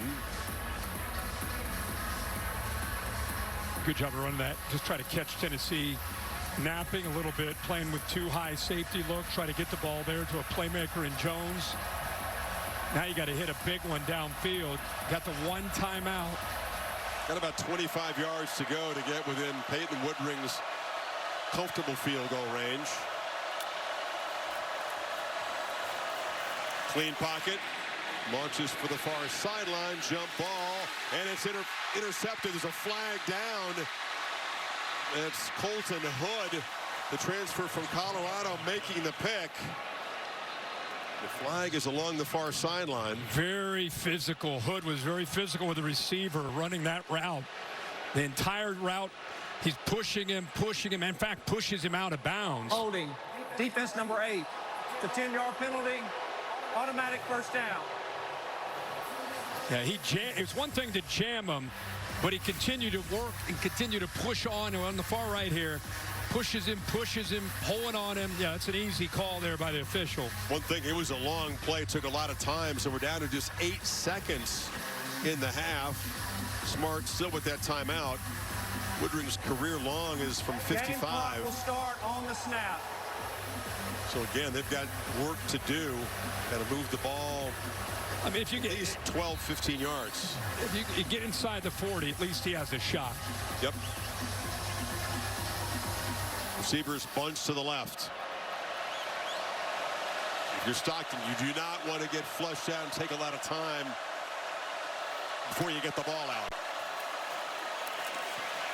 Quick throw, incomplete, trying to find Lawson Lucky down to 4 seconds.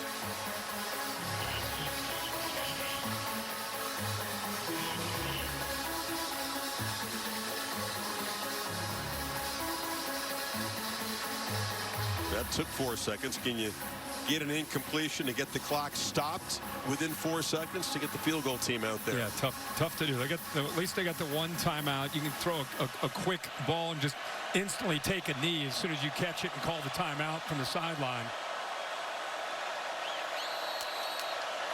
Right. Looks like Tennessee's going to call a timeout. Use them if you got them. Just trying to get defense on the same page. I'm just see. Your 2 options. Idea is a quick pass. Yeah, your 2 options if you're Georgia. The ball's right at midfield. You're either going to throw that really, really quick pass, instantly go down, call the timeout. And even that, it's going to be tough to do that within 3 seconds. And the other option is you throw the Hail Mary at the end of the half. You got a couple receivers. Colby Young, 6'4", Noah Thomas, 6'5". Humphreys has got, London Humphreys has good size. So you got some bigger receivers at the very least maybe could tip the ball up. Delp's the guy who could get down there. He's also at 6'5". Totally different mindset. You either drift back, take some time, get everybody downfield, or you get it out in a split second. Yeah, he's sitting. You see, he's got his hands on 12 there. The redshirt freshman Ryan Puglisi. I don't know if he's going to come out. Yeah, he is. Maybe he's got the big arm to be able to make that throw, that Hail Mary throw. But they bring the young redshirt freshman into the game. Yeah, he's from Massachusetts, went to Avon Old Farms, has the cannon of an arm. Very highly regarded guy. They like him in the future. Yeah, they're lining up 3 to the right here. So Ryan Puglisi comes in cold, tries to create some magic in the final play of this first half. Steps up, waits for his guys to get downfield, and slings it on the run down near the goal line, and it's going to be intercepted. Volunteers pick it off, and that is Ty Redmond. Final play of the first half. Only took a shot with the backup, and they'll get the football to begin the third quarter. He had to get flushed, threw that ball a little on a line. Love to see that Hail Mary up in the air to give your taller receivers a chance. Let's hear from Josh Heupel now with Holly. Well, Coach, 2 good defensive stops from your group right there before halftime. What stands out? Yeah, I got off the field there. We got to tighten some things up just in our coverage. A couple of penalties that hurt us on the defensive side of the football. Offensively, started fast. Second quarter here, just have hurt ourselves a little bit, and we got to stay on the field on third down. Joey got off to a good start, as you mentioned, with good rhythm, 14-14. How do you get his rhythm back right now? Yeah, just, his reads, fundamental position, settle in, and let's go play. We knew it was going to be a 60-minute game. Thanks, Coach. It always seems to be that on a hot day, conditioning, depth, all those things will come into play, as it usually does when the Dogs and the Volunteers collide. 21-17, home team at halftime. To the studio, Kevin Negandhi and Booger McFarland. Guys, presented by Burger King. Chris, Kirk, and Holly back with you. The trend is strong, familiar in this series. Tennessee starts quickly, but Georgia perseveres. And you don't knock the Dogs out of the early rounds. You got to withstand their pushback. And we'll see if Tennessee can. Georgia gets football to begin the third quarter. Is this the year that's different for Tennessee? Well, if it's going to be, it's going to be because Josh Heupel goes back and says, guys, we've learned about this series. We know how it's gone. We're going to get back to being that tempo team, that aggressive attacking team we were in those first 3 series when they were able to put up 21 points in the first quarter. Here's the coverage where it counts, presented by T-Mobile 5G Home Internet. The Dogs' last drive of the half. Yeah, right towards the end of the half, they had a chance to potentially tie this up. Nice run on 1st and goal, but then the Vols did their job. Caleb Herring coming off the edge there, coming up with a nice sack, and then they flushed the athletic Gunnar Stockton out of the pocket and eventually chase him down with Jalen McMurray making that play to force the field goal, and that's how we got to 21-17.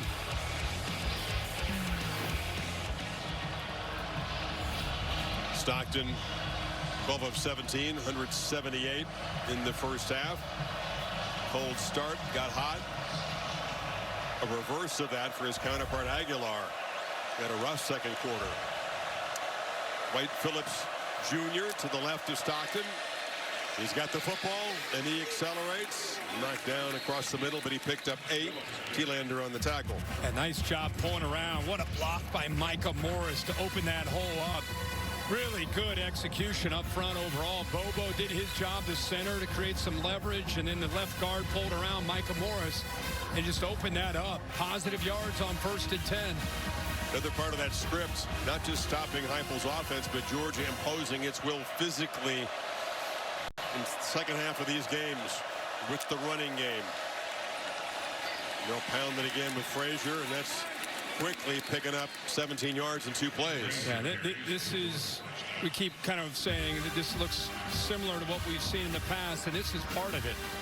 You know, you've got to be able to stand up to the physicality of what Georgia is going to bring to the table.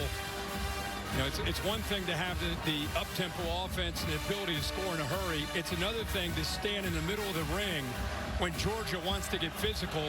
Can you stand there and endure that?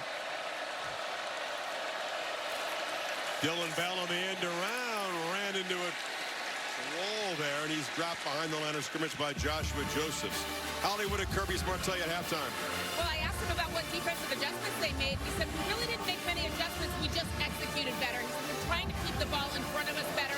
We've done a nice job stopping the big plays that we were giving up. Remember, he showed them a horror film to warn them about what Tennessee does against Georgia in that opening quarter. The players have slightly started to take note of that. The Georgia doesn't get rattled easily. Stockton from the pocket flips it to Chauncey Bowens, and is going to be knocked down by McMurray after about a 7-yard pickup. Sitting back there, force Gunnar Stockton to check it down. They get him to third down here, and now it's a matter of trying to be able to pressure Gunnar Stockton, keep him in the pocket on third down, make him play quarterback from the pocket.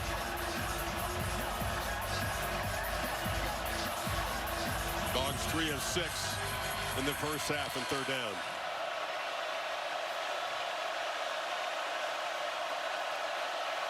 Cass Jones goes in motion. Stockton running all the way. They don't spy him.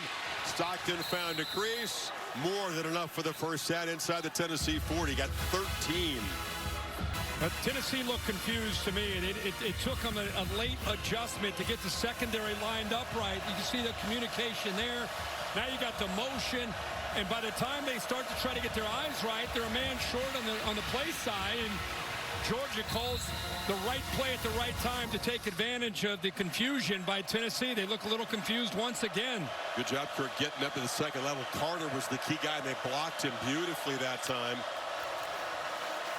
Frazier follows his blockers around the edge, and Frazier knocked out of bounds after another chunk play. Turrentine made this up. Dogs rolling right now. Yeah, this is a drive where you're sending a message. This is a methodical drive. This is not a, hey, let's make a one-on-one play downfield. This is Georgia football. This is who Kirby Smart, Mike Bobo, this is what they pride themselves on being. This is their identity to open up this second half. And Tennessee's got to match that physicality.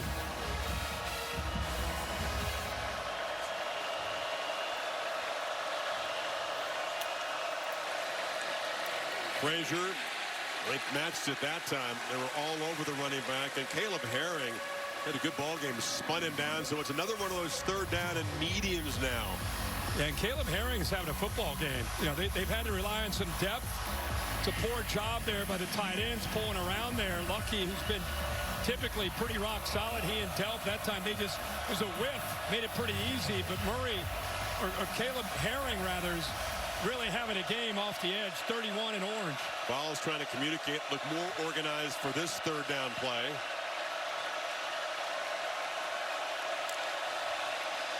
Ball went right up the middle. They got him. Easy pickup inside the red zone.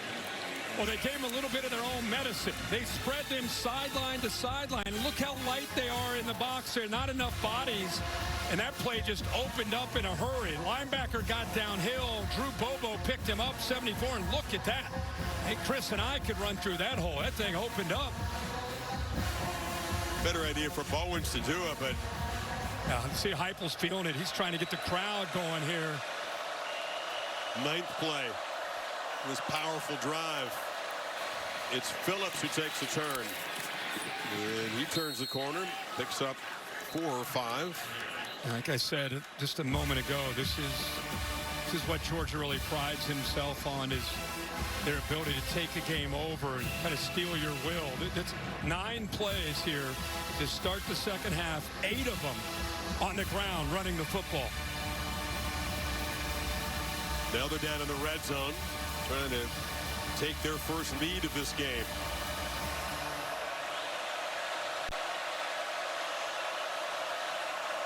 Frazier, deep set. Stockton under center, clips it to him.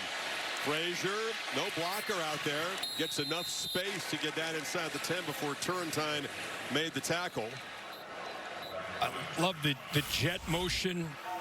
Got all the eyes, all the energies going to the offense's left, and then you flip it to Frazier with that speed going the other way. Some tempo in 3rd and 1. Frazier again. It's going to be 1st and goal. Dogs at the 5. Impressive job by this offensive line. It is. That's 10 of 11 now that they've run the football. Keep in mind, Ernest Green, their starting right tackle, is not in the game. They got Michael Weenie in at right tackle. They got a true freshman, Donnie Glover, in 63 at right guard. So really testing their own depth on this offensive line as they can take control of this football game up front. O-line joined by 3 tight ends in the ball game for this 1st and goal play. McCray's the back.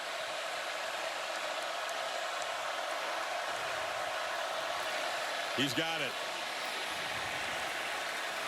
Powers forward for a couple. Arian Carter got him there. About the 3.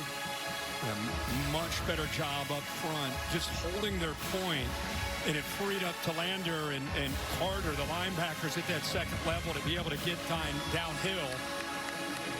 But you could see, look at Tennessee, they're huffing and puffing. I mean, not only are they physically tired, this is one of those drives that tests you mentally, the psychology of this football game. Great point. 13th play of it right here.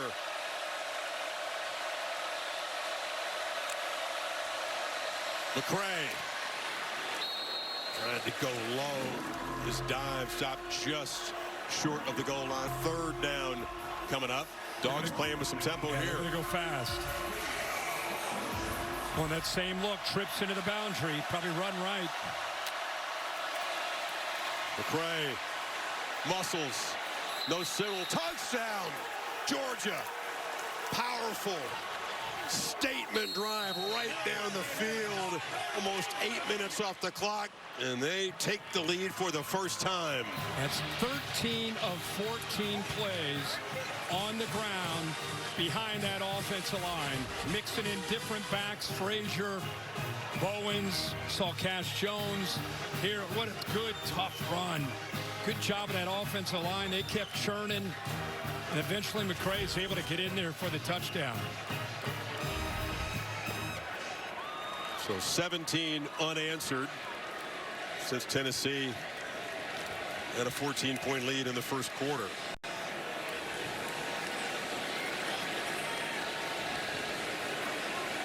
The place has gone quiet because they've seen this movie before. They know their team is going to have to respond strongly right now. Georgia right down the field. The mean machine in the red and black is in front 24-21. For type 2 diabetes, once weekly Mounjaro could help. National Championship Trophy presented by Dr. Pepper down there at the Volunteer Landing. A lot of folks walk to the game here. You can take your boat, drive if you have to. And in Miami, January 19th, that trophy will be awarded. Can't wait to see what unfolds between now and then. Love this setting. Beautiful. Like a day game here, too. I mean, nights are electric, but it's just nice to be here today, and the sun is shining. Seems like a long time ago that Tennessee was scoring at will, and Joey Aguilar couldn't miss. Rough second quarter. Can he get back to the way he played in the first? Take a break.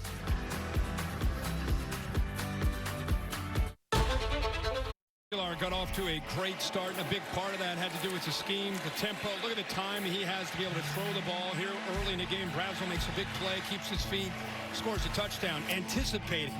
Here, a nice slant. They had Bolden out of position, makes a nice throw. But since then, it's been a different deal. Georgia's done a much better job of winning up front, affecting him, mixing up some twists. Here was an interception near the end of the first half, and he started this game on fire, didn't miss a pass.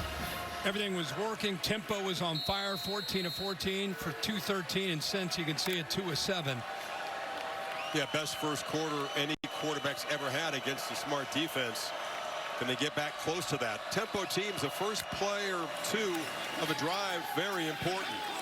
And Aguilar checks it down, and it's dropped. They just not executed at all. Bishop couldn't hold on. There's a flag down in the pit area. Yeah, they're going to have a hold. Wow. Yeah, not a great way to start. I mean, the worst possible way. Now everything is backed up. You got to work hard just to get a first down of the possession. Your defense just took a beating on the other side, too. You don't want to have to throw them out there quickly. Offense number 56, 10-yard penalty, first down. So even using tempo is risky at this point if you're Heupel. Yeah, it's amazing. And that hold is in the middle here. Sam Pendleton, the transfer. Actually, I think that's 74, the left guard. They called it on 56, but it was the left guard there that held. First and 20.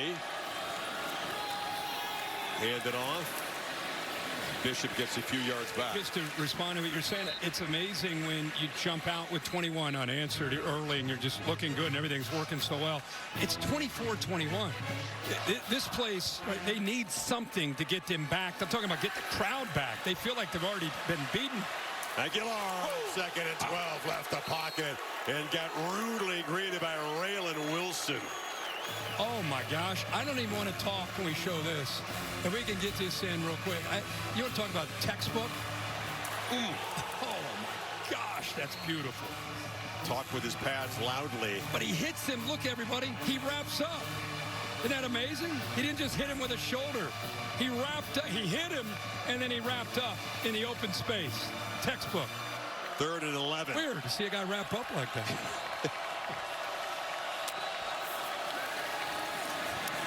Aguilar, miscommunication. It was all clicking. Everything was so flawless and easy looking early on. Now everything is a struggle.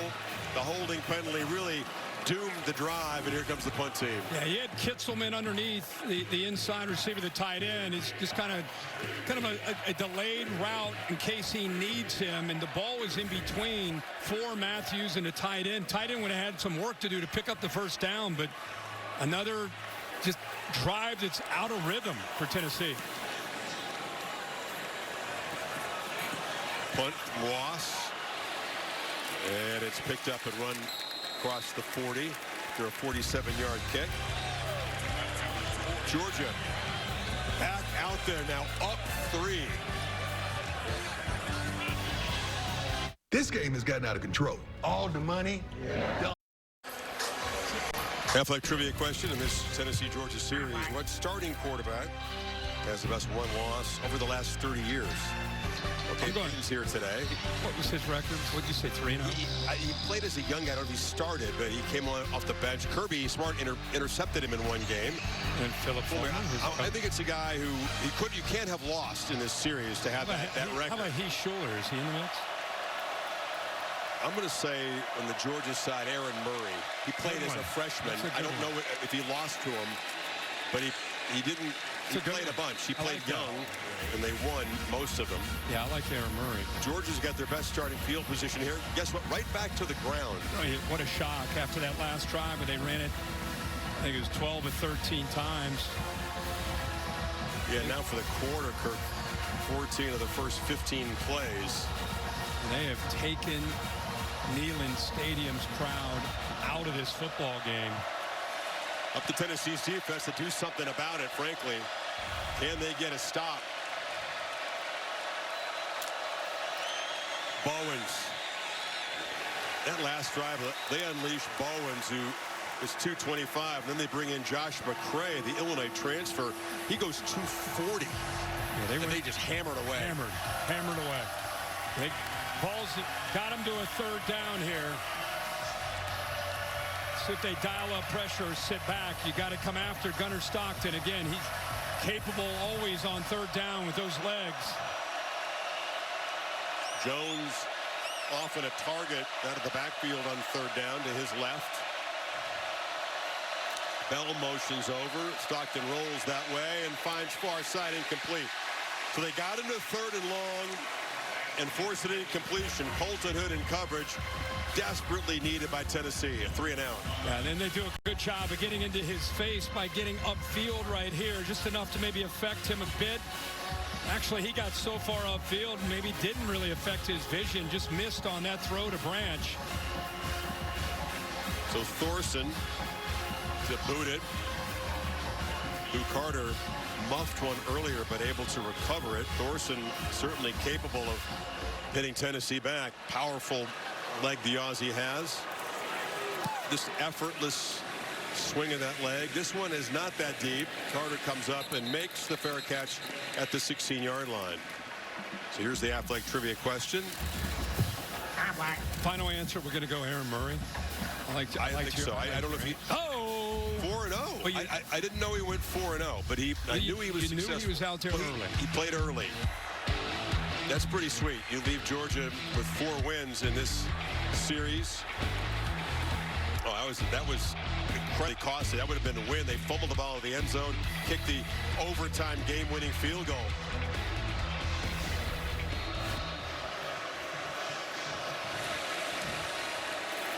Right, defense did what they needed. Now can the Tennessee offense get going here? In the flat, catch made by Staley. They can't tackle him. He slips loose, gets out near the marker at the 26. C.J. Allen waited to the last possible second to blitz, and when he did, he came in there, blew up Star Thomas, but a good job of getting that ball out quickly. What happens when you get a first down? You can play with some tempo. That time Thomas knocked down after a short gain. So what gave Georgia so much trouble? Yeah, we haven't seen it really since the first quarter where they put those 3 touchdowns up. Aguilar across the middle, inaccurate. Tried to find Staley that time. K.J. Bolden was in close coverage. You know, in the first quarter, not only did he have time, he got his feet under, threw the football with such accuracy. That time he had plenty of time that they protected him. He just put that ball too far out in front. So 3rd and 7 to keep the drive going. Just once have they converted on 3rd today.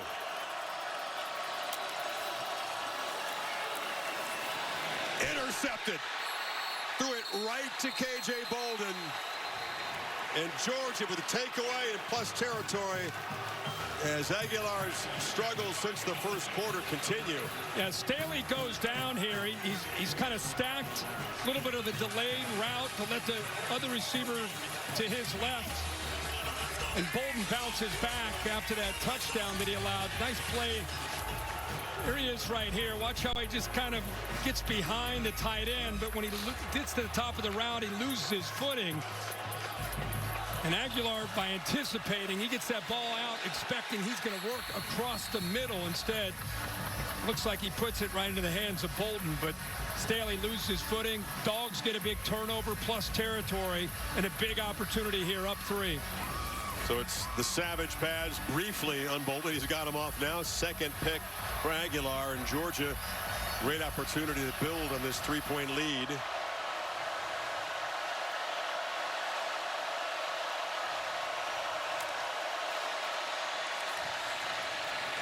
Another gut check for the Tennessee defense. Did a good job. Got to the 3rd down play. Broke it up. Gets the punt. A quick turnover right back on the field in their end. Yeah, gut check's a good way of saying it, because like we talked about, when you give up a drive that goes 13 plays and 12 of them on the ground, you can see hands on hips. Not a lot of energy right now in those orange jerseys. And then to get a turnover like that, like you say, you got to step up right here if you're this Vols defense again.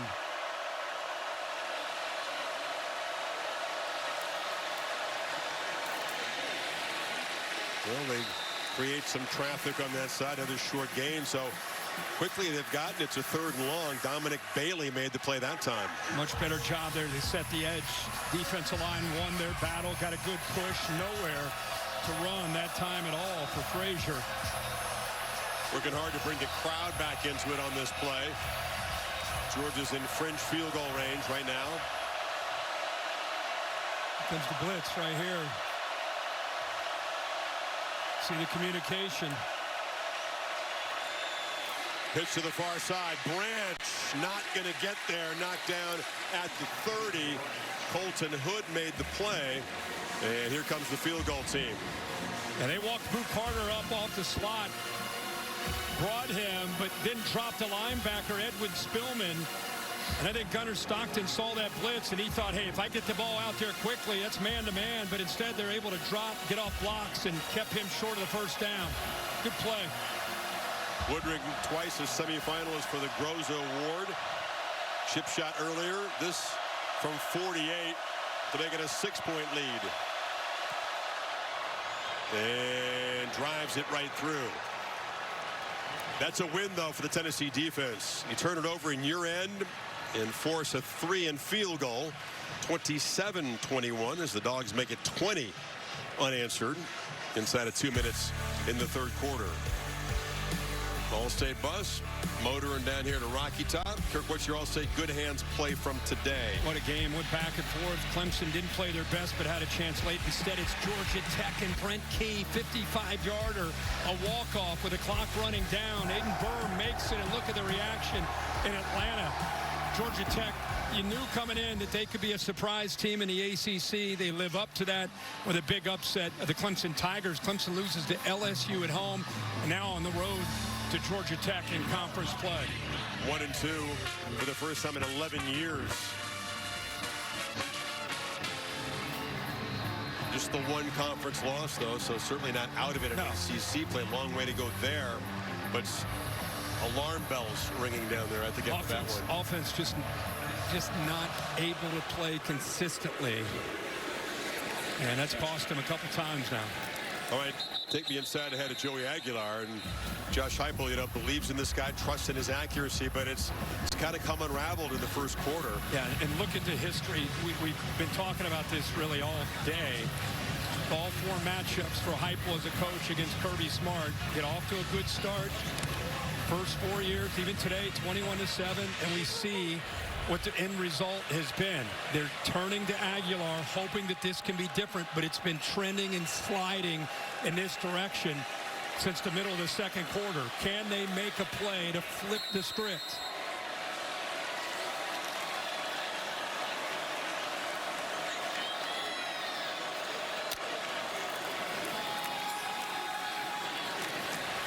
First down run off the left side. Lewis picks up. It's a good chunk. It's enough of a game they can play with some tempo here. Sure.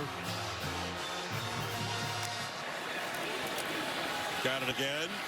Nowhere to run. That time he just got swallowed up by big Christian Miller, the nose tackle. Yeah, he's one of the top interior defensive linemen in college football. Does such a good job. 6'4", 310.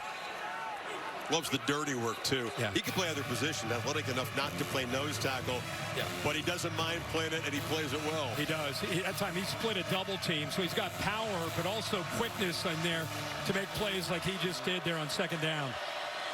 Need 4. From the pocket, sideline pitch, catch made by Staley. Found some space in the zone there. First down across the 40. Now they'll go fast. Georgia not reacting to that motion. Staley coming from the right all the way over to the left. Easy throw that time for the first down. Lewis again. Decent first down chunk, about 4. Getting back to the running game. That's 53 yards now on the ground. This is an offense last year with Dylan Sampson. It averaged 232 on the ground. Today only 52 against Georgia. Play action. Downfield launch. Jump ball. Caught! Touchdown! Brazel! Wow!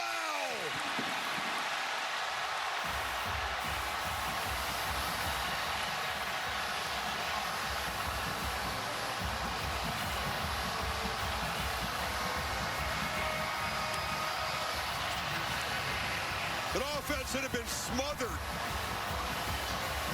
Starving for a big play. Gets one as Aguilar throws a beautiful ball, and Brazel wins the one-on-one battle there against Daniel Harris. Yeah, he's done that a couple times. He beat Ellis Robinson earlier. This time it's Harris, who to me looked like he was in position. He just mistimes his jump. Final seconds of the third quarter, Tennessee suddenly reclaims the lead.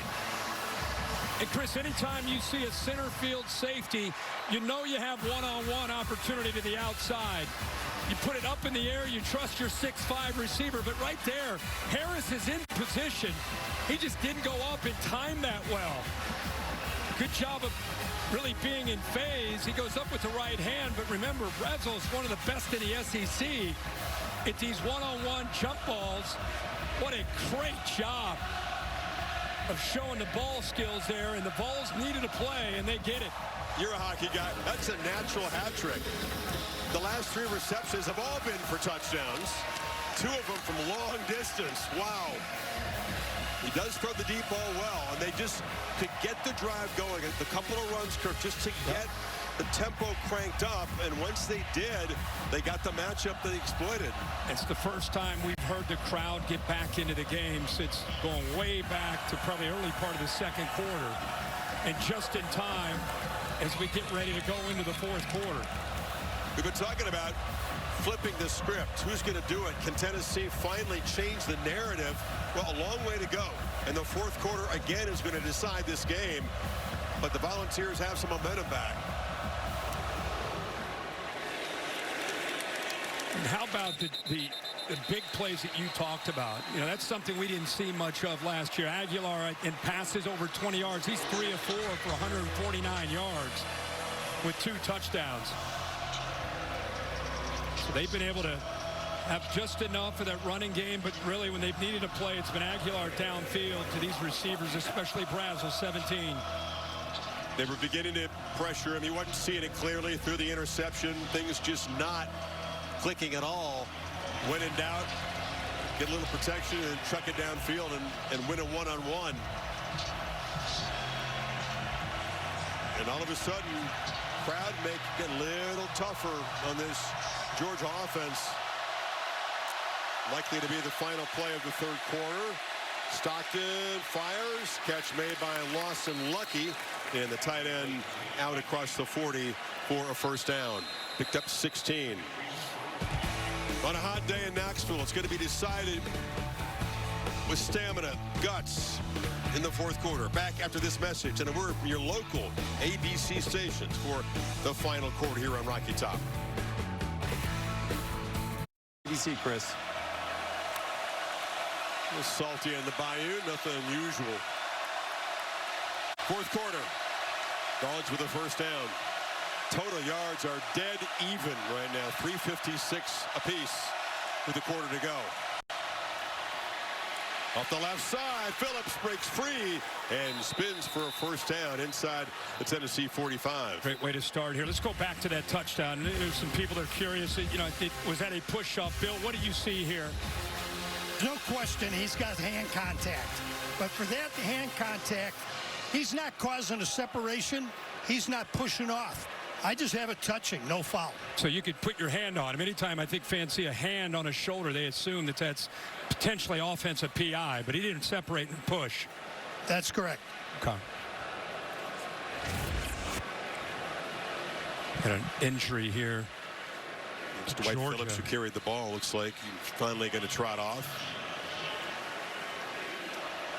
Good to have depth at the running back position. Of course, just beginning the SEC grind, and Georgia's got a stable of them. Seen Tennessee rotate guys into.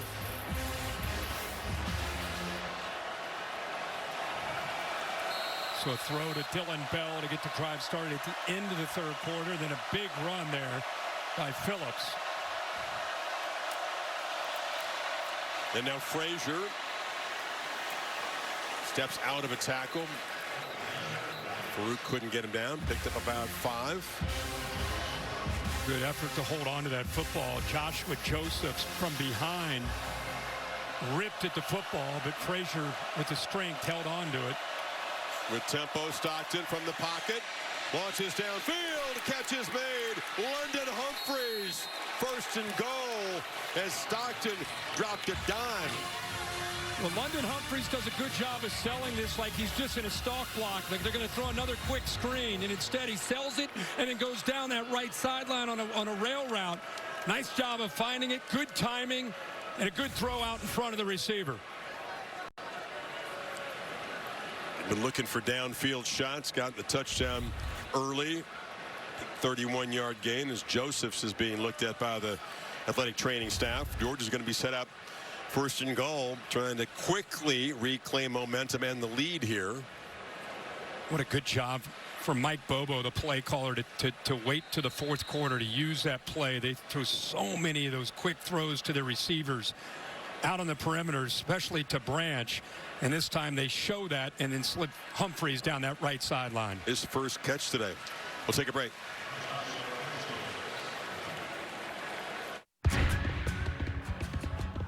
Thursday night football.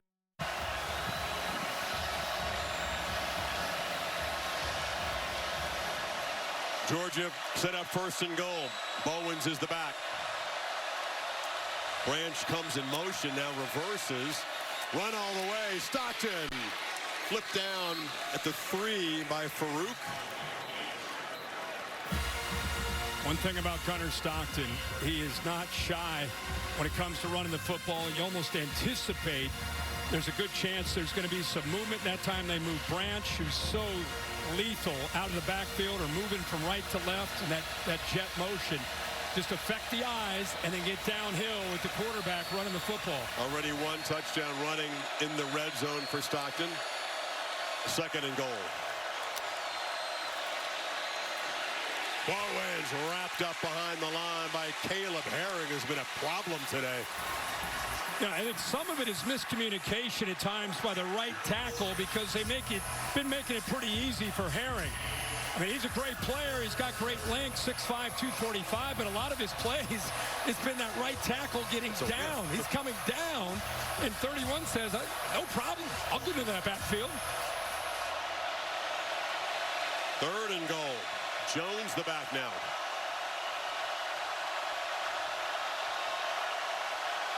Play clock at 5.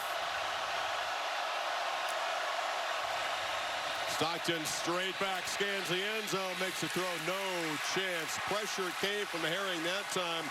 Young was the closest receiver, but here comes the field goal team. Yeah, Michael Weenie, who's playing in this game out there at right tackle, he really has his hands full trying to deal with the length and the speed of what Herring can do.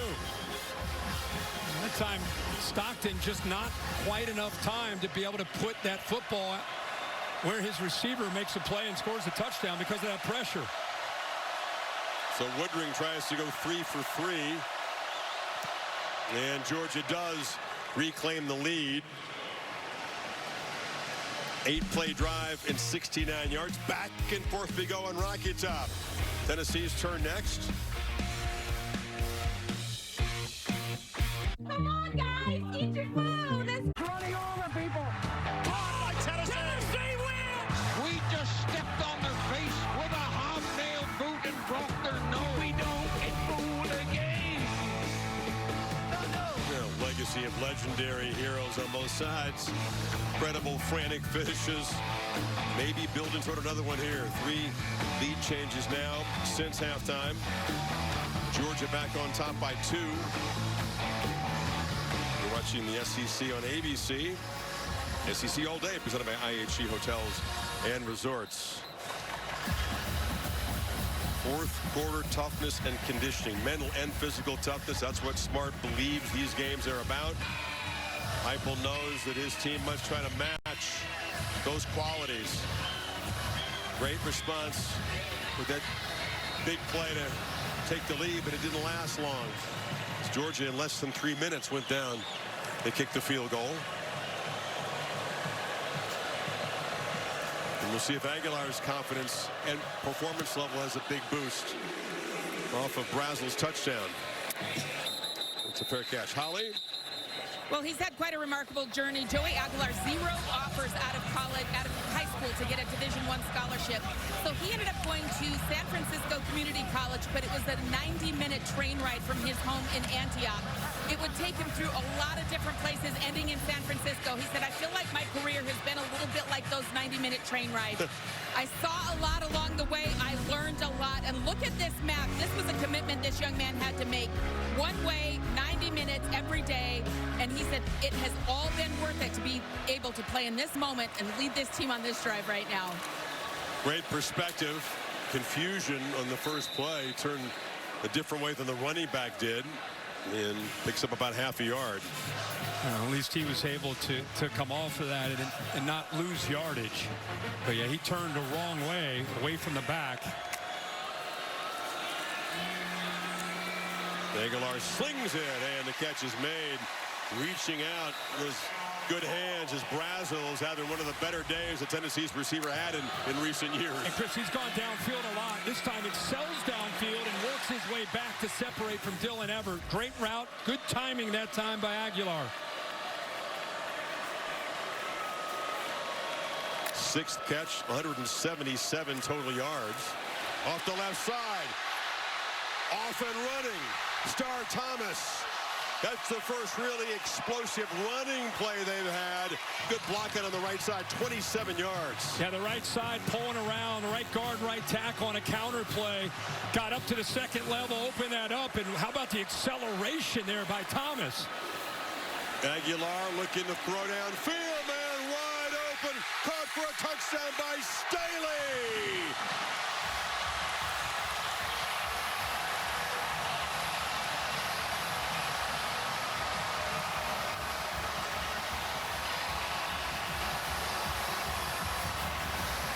Full-blown shootout now, Kurt. Ball's back on top. The first quarter and the fourth quarter feel very similar as far as the big playability from both these offenses, especially the Vols here. They've come alive. What a route. Well designed. Staley showing patience. Kind of a shallow crosser and then goes upfield. Completely fools Georgia.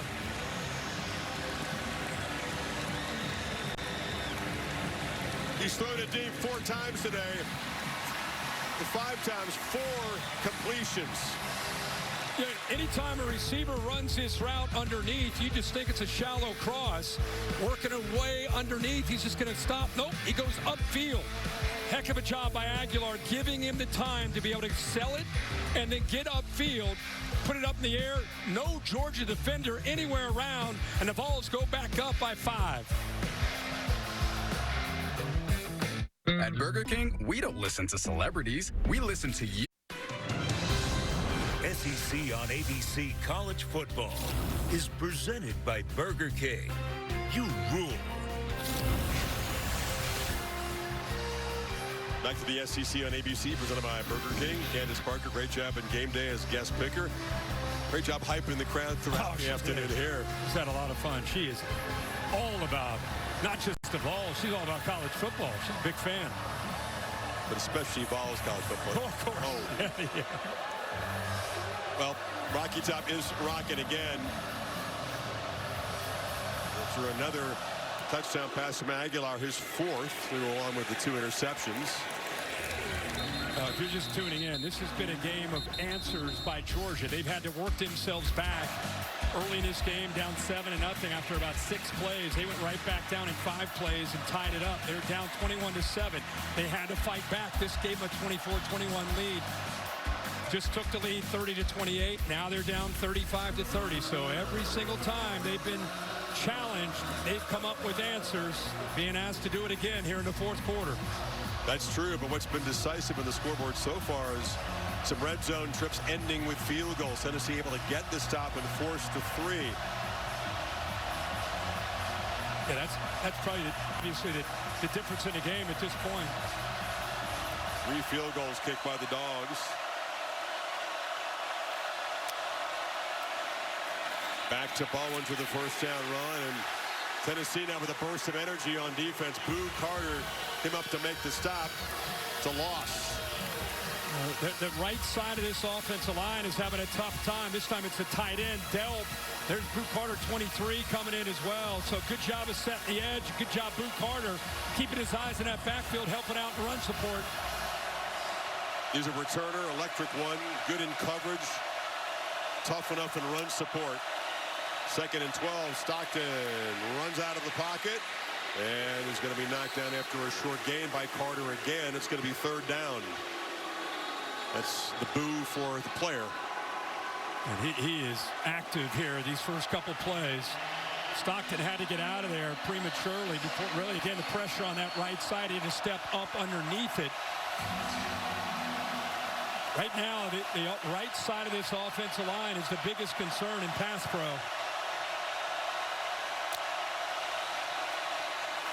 Again, pressure right in his face. You're right. The ball gets out, though. Catch made by Young for a first down. Stockton standing and delivering. Yeah, Weenie on that right side, a true freshman. Donnie Glover really getting tested. How about the job of Gunnar Stockton to sit in there? He knew that they're having a hard time. Sat in there and made the throw. Looking to throw again on first down. That time, pressure off the right's going to blow up the play. They grabbed him by the arm. Bailey, the flag is out. Jordan Ross with the pressure, too. Let's see what the marker's about. We've seen Herring on that up at the top. Now we're seeing Ross. Weenie, who's a guard, who's out there trying to play tackle for Ernest Green, is just having a tough time. I'm surprised Georgia's not chipping, sliding, doing something to be able to try to help the right side of this offensive line. Second down. Decline the hold and take the sack. With these injuries, you've got a true freshman in Glover, right guard 63, and with Ernest Green, the veteran 71 out. You got Weenie in 52, so trying to do it in this environment against this defense, pretty tough. Deafening now on 2nd and 14. Again, no help on that right side, tight end to the left. It's a run to the left by Frazier, and he's swarmed. This Tennessee defense is bringing the energy now. They're doing a good job here, man. They're able to set the edge. And when you can set an edge to a defense, when it comes to the run game, it gets those inside linebackers getting downhill. That was Edwin Spillman. This crowd's starting to believe this year could be different than the previous 4 against these Bulldogs. Big play here on 3rd and 14.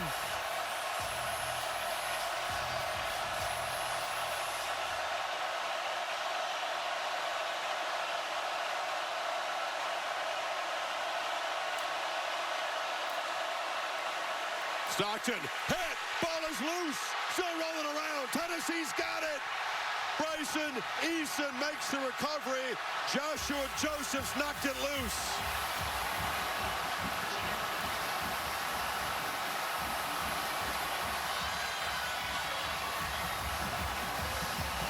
When we talk so much about the right side of the offensive line, this time it's the blind side. It's the other side with Freeling out on an edge against the best pass rusher, 19 Josephs. Good job with the hands, and it closes with the speed and the presence of mind to knock that ball away right there with the right hand away from Gunnar Stockton. What a play by the Vols defense. James Pierce, who made a lot of plays like that, got him top draft pick status, had to enjoy watching that one. Yeah, that he mentored, makes an enormous play, and now Tennessee up 5 has the ball to Georgia 34. That's 4 sacks now on the day, as you see, 7 tackles for a loss, getting some penetration.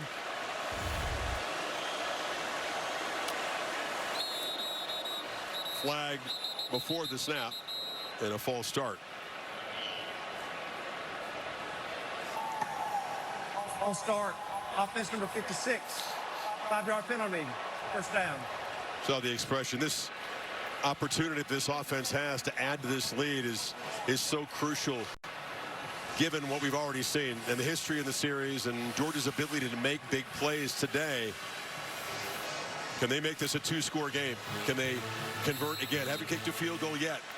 Been efficient, scoring from distance and in close. And on the other side, Georgia's defense got to get stop here, right? They do not want this to turn into a 2-possession game. It was a penalty on Sam Pendleton. Just barely moved the football, and the umpire caught it. Pushed him back 5. Quick hitter inside. Bishop falls forward, gets a couple yards. Going to be 2nd and 12. Thought to move inside 8 minutes now. We've talked a lot about Georgia answering and Georgia responding. And a lot of that's been about their offense. Well, now with Tennessee up 5 and in plus territory at the 35-yard line, now it's the Georgia defense that must answer. Bishop patiently picks his way for another short gain. Got to the 32. It's going to be 3rd down. They'll need 8 here.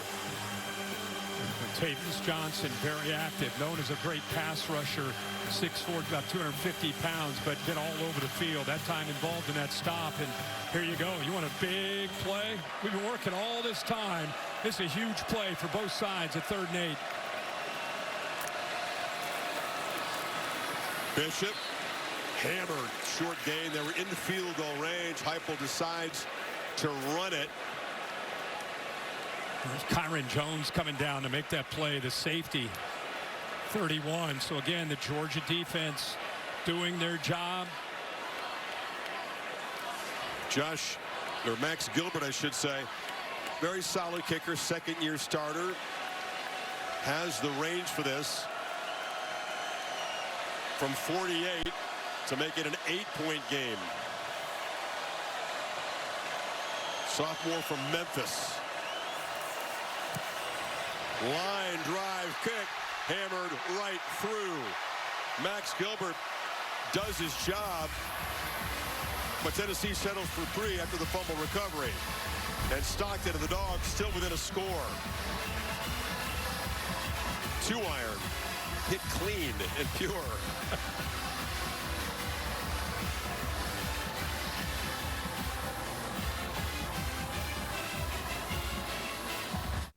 How's it going, Angela? AT&T's internet works in minutes. It's so... Lead changes, momentum shifts. Huge explosive plays from both offenses.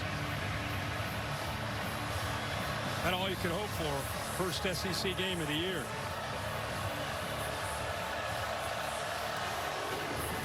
Turbidill's boot will not be returned. Ali? Well, guys, there's been times during this game where the Tennessee defense looks tired. Their defensive front is playing shorthanded. But I am telling you, number 90, Dominic Bailey, and number 20, Bryson Easton, they call him Unk. They are fired up right now. They were just yelling at each other. We're not tired. We're not tired.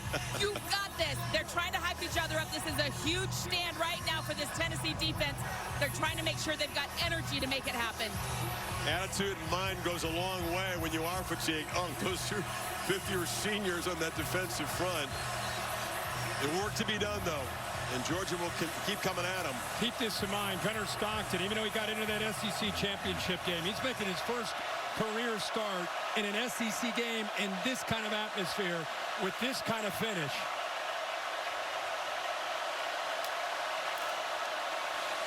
On the move. And chucks it incomplete down the far sidelines. Came off the bench against Texas, showed toughness as a flag out. Obviously, the playoff game against Notre Dame was very, very tough situation against Al Golden's defense. Yeah, very tough. Turrentine's going to get a penalty here, too, in orange. Pass interference. Defense number 2. 15-yard penalty. Automatic first down. Really no need at all to push in the back. And Josh Heupel saying that ball's not catchable. How's that a penalty? That's what I was saying. The ball, there's really no need for 2 to make this push. This ball's out of bounds. Phil, what do you think about that ball not being catchable? That ball's pretty clearly out of bounds.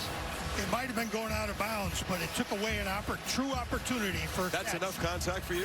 Yes, the push in the back. The push in the back was clear. I just didn't know if the ball was out of bounds far enough, but took away the opportunity.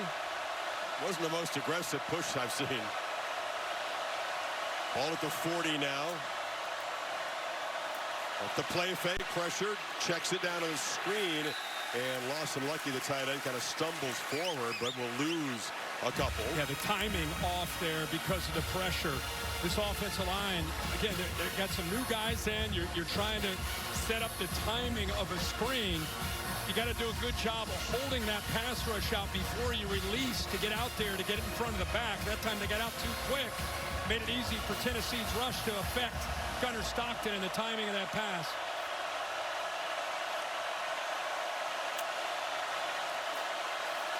Stockton has a clean pocket this time, delivers across the middle, and the catch is made by Sakovi White-Helton, involved for the first time today. Redshirt freshman picks up 17. They're in Tennessee territory. And that time he got back to the top of his route, showed good patience as a pocket quarterback, let the route finish, put the ball right on the money. And with that accuracy, you saw the yards there after the catch. Good job, good effort there by 18 to get involved in this game. Again, time to throw, but Stockton's going to run out anyway. He's across the line, can't throw at this point, and is going to be tackled after a short gain by Colton Hood.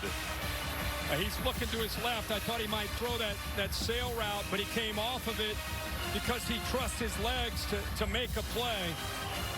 Thought he might try to squeeze that one in. Had a chance for about a 20-yard gain. They substituted, so Tennessee brings in fresh people in defensive front for this second down play.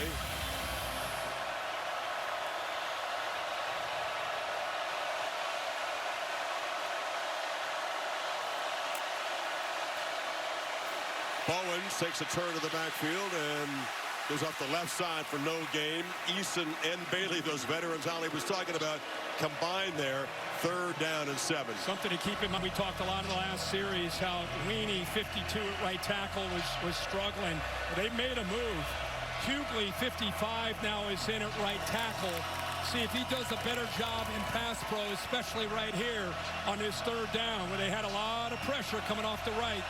Joseph's lined up across from him to the outside. They're showing pressure, but don't bring it. Ball is quickly to Bell on the perimeter, who cuts back inside, and Dylan Bell spun down, but it's a 1st down as he got away from Arion Carter. It's a good block by Delp in front, but it's just good job of, it's been a great ball carrier after the catch by Dylan Bell. It's one of the best players on this field for Tennessee. Carter, he just misses an open field tackle. Tempo for Georgia. Bowens on the check down. Knocked down after picking up about 4 inside the 30. Tennessee barely even lined up that time. Georgia going so fast. And now Tennessee defender Tyree West, one of the edge rushers, is being looked at by the athletic training staff. So Georgia has moved it 47 yards in about 3 minutes. A 1-score game, but do you put everything into this possession? Do you play it methodically, knowing you need a touchdown and a 2-pointer just to force overtime? Yeah, you have to. You know, 3:37, 3 timeouts, 2-minute timeout. In other words, you don't need to play it too quick. You're saying you can I don't think so. I think it. Right now, you're moving the ball pretty effectively. And I think it depends here on these. You know, if you're able to pick up a 1st down, they're playing with a great deal of urgency, running this tempo. I think ideally you do want to score quickly, not put everything on the 2-pointer. No. But if you're not successful, you would have a chance to get the football back one last time. We'll see how they play it. A lot of activity next to us. The Tennessee coaches are just off to our left. There's a lot of gesticulating and defensive guys up here. Yeah. Rankings brought to you by Allstate. Yeah, pretty soon they're going to begin the football seasons at Penn State. Villanova, the opponent again. There's going to be back-to-back shutouts for the Nittany Lions. Looking forward to the LSU and Florida game. Miami, there's an weather stoppage in Miami. They continue to lead USF. Notre Dame, A&M, and South Bend, a big one later tonight.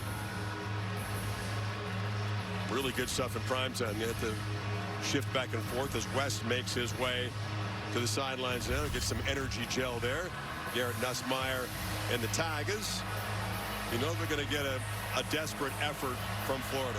Florida's off to a slow start, fresh off of a loss to USF, and they have Miami next week down in Miami. And you got to make a pit stop in Baton Rouge. That's a tough 3 weeks. 2nd and 6. Clock moving. Stockton. Long throw downfield. Incomplete. Colby Young is being boxed out nicely by Colton Hood that time. Yeah, it's a one-on-one matchup. Gave him a little stutter and go, but you got to give Colton Hood a lot of credit there. You know, he starts to turn back away from the football, but at least he made an effort to find the ball, gave him a chance to get hands out. Young tried to sell the flag that time. Now it's Bell in the perimeter, and he's knocked down by Ty Redmond. Freshman corner. 3rd down again. That's just, Chris, that's a quick reaction by the true freshman. That is a huge play. He's had some learning moments today, but that time, because he reacted so quickly, he went right by Delp to be able to make that play. Correct, Kirk. They just moved the marker to 4th down. So 4th down and 6 right here. No field goal attempts.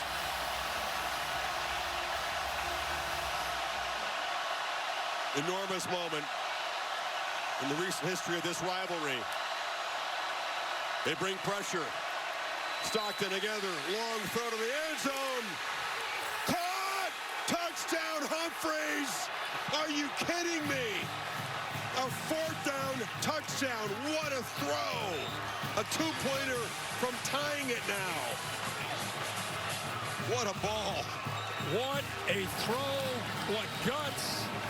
And what a job here by London Humphreys to know exactly where he was, catches the ball, gets his feet down, easily in for the touchdown.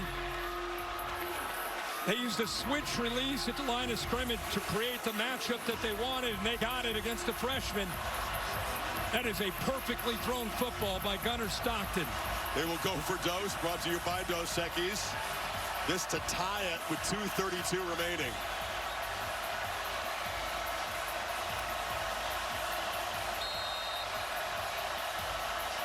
Four receivers. Stockton as a runner, always a threat here. Drops back, delivers, wide open, and Zach Branch converts. And Georgia has drawn even. What a drive. They've been answering all game long, and they do it with the game on the line, essentially. Great job by Gunnar Stockton.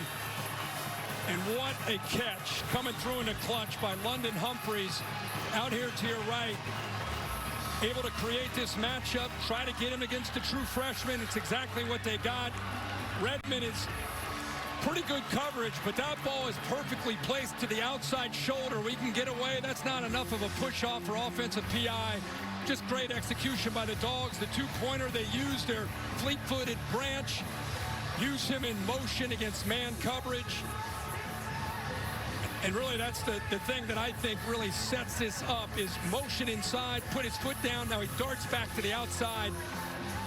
And that traffic, nobody's able to get back out there on Branch. So Gunnar Stockton, first true road game as a starter in the SEC, has come up big all game long and did it with everything on the line there.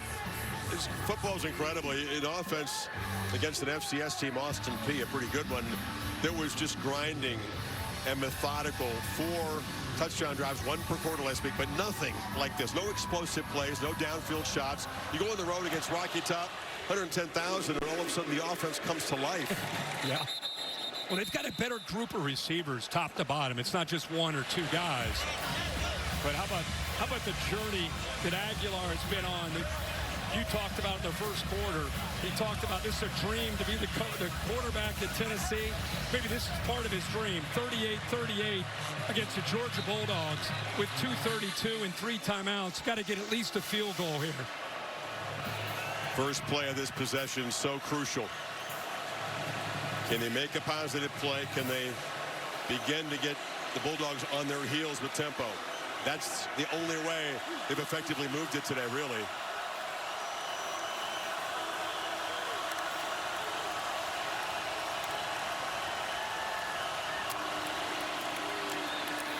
Play fake to Thomas. Long throw to Staley on the edge. The Dogs close it down after a very short gain. Dalen Everett made the play. And a game of momentum, a game of answers. For this to be the first conference game when you really don't know what you have. You think you know, but until you get tested, you don't know. And both these teams have shown so much, regardless of this finish. They're going to take this down to the 2-minute timeout. And 2nd and 8.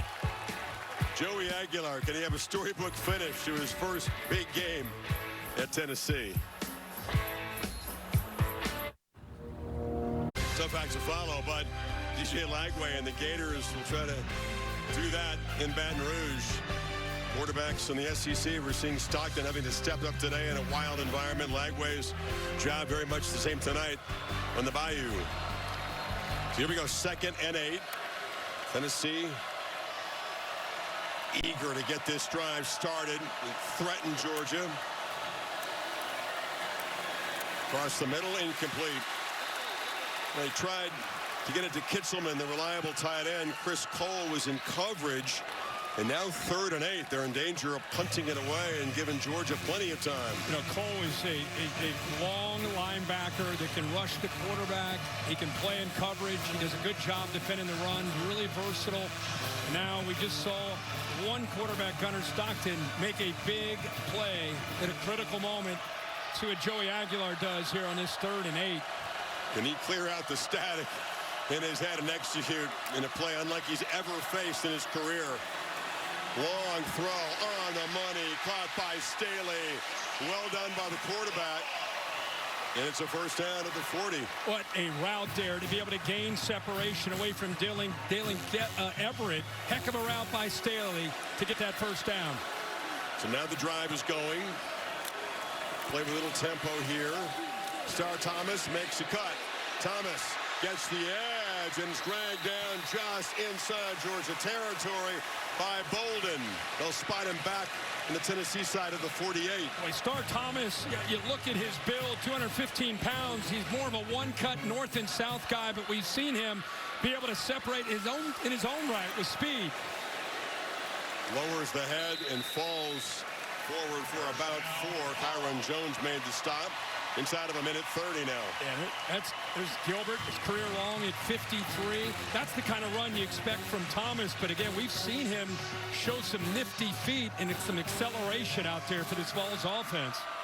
Need about 15 yards to make it inside his field goal range. First down. Run it again to Thomas. Getting closer. Picks up 6. You got 4 new offensive linemen from this team that last year led the SEC in rushing. And when you know they're going to run the football against this front, they're starting to get a push here, opening up some nice holes for Thomas to be able to get downhill.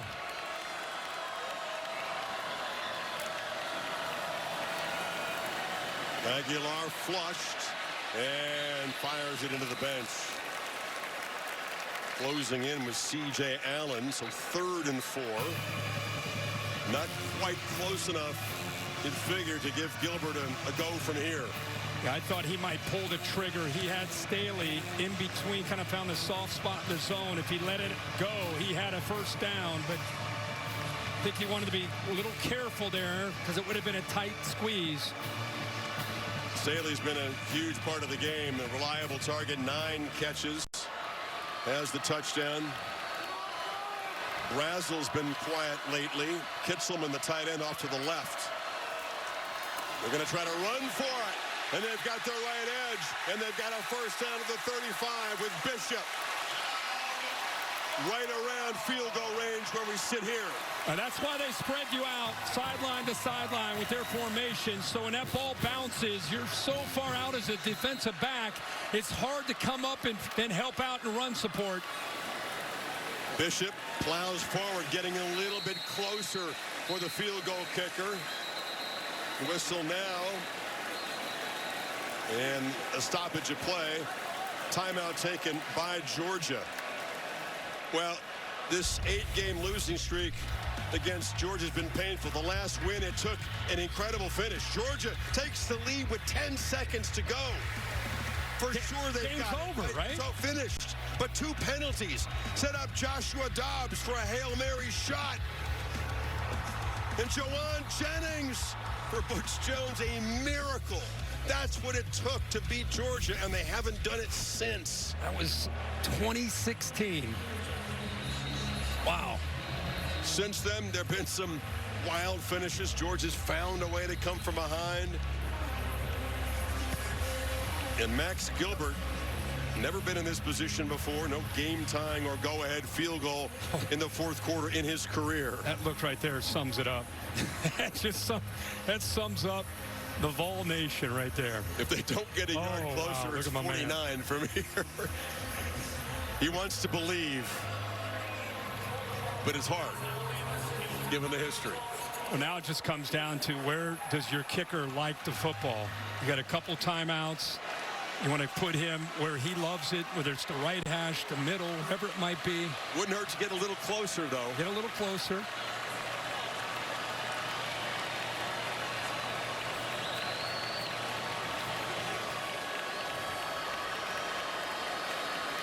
This offensive line has been doing a pretty good job on this drive, getting a push. You got Deshaun Bishop now in the game for Star Thomas, running the football, more of a power back.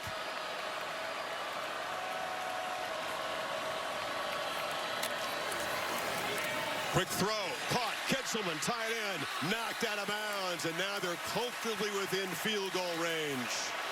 Well, they called that from the sideline. You'd think they might run the football, but they sensed that they had a blitz. They could get the tight end outside. It would take C.J. Allen, who was off in coverage, too much time to get out there. Quick throw, some positive yards. Now it's 3rd down and a long one. You can get the first down and basically run the clock down and set up for the field goal. Leaning across that marker is Bishop. Kirby Smart charging out to call the timeout. It's a first down. That's kind of a moot point, the timeout at this point. At this point, yeah, that's what it. Now it definitely is about positioning the football.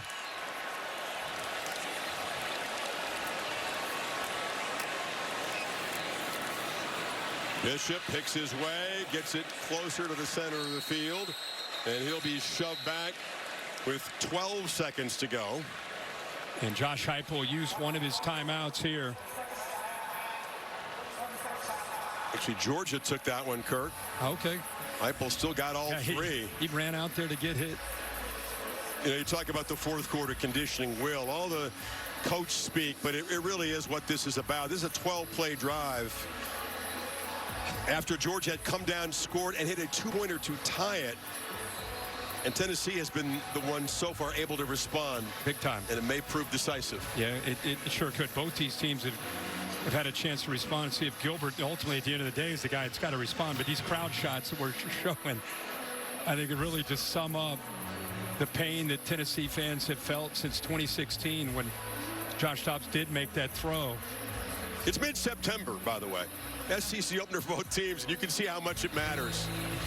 They don't want to hear about the standings. They don't want to hear about you can take a loss and still do this, that, the other thing. This is so personal, and there's so much history between these programs, and it's all been on Georgia's side for the last 8 seasons. Offense out there to snap it, you would think, one more time. 2nd down. From here, it would be about a 41, 42-yard attempt.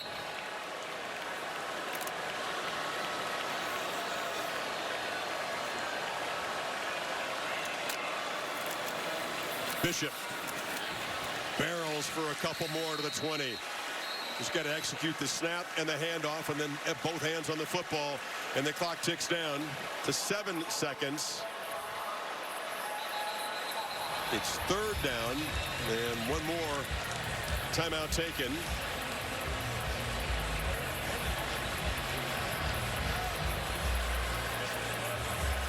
You envision this moment as a kicker ever since you decide this is what I want to try to do with my athletic career is be a football kicker. You think about this situation, you work on the mechanics, you try to make the muscle memory kind of foolproof so that you can get out there and figure your head and execute. This muscle memory, right? You rep, rep, rep, rep, rep. Holly, what does it look like with Gilbert on that sideline? Well, I've been standing right beside him, and he's taken a few kicks. He just came back off the field. He's going to take another kick right now, but I see him taking big, deep breaths. One of his coaches has come over and had some conversations with him. He just keeps shaking his head, but I see him really just trying to lock in mentally and focus, but use his breathing techniques to stay calm in this big moment.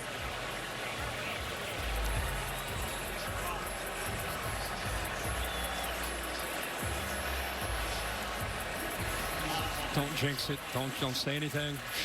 That's what Me? No, she just said. Oh, okay. Yeah, or you. Nobody.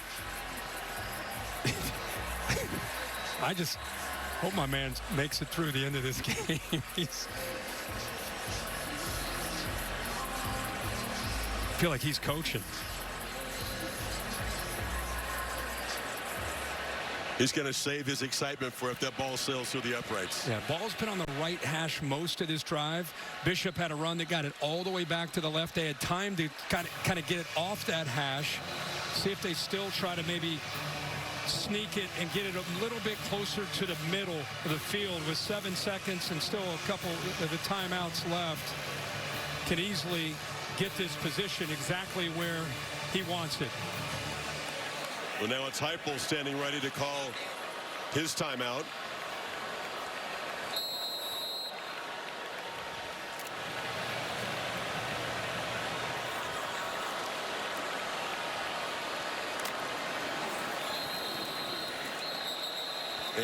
this is just complicated things. A false start before the snap. Before the snap, to back him up 5. Offense number 74. It's a 5-yard penalty. Still third down. Please reset the game clock to 7 seconds. Sham and Maroff, the left guard, 74. Yep, little slight movement there.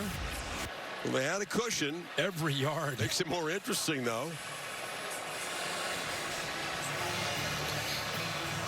And that's it. Heupel's seen enough. That false start backed him up. It'll be about a 42-yard attempt as Max Gilbert lives every kicker's dream. Chance with a swing of his leg to deliver an enormous win for Tennessee and end this losing streak at 8. 1 for 1 today.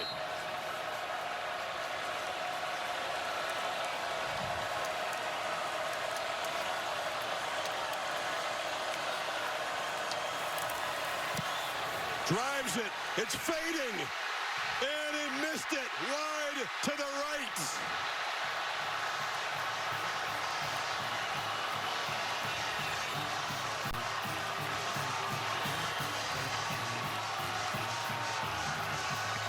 Did the 5-yard penalty make a difference? It backed him up. They couldn't get it to the center of the field.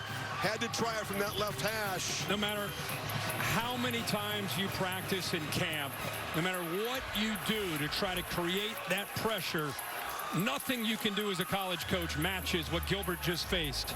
A chance to win this game. In a rivalry game we haven't won since 2016. Game on a line.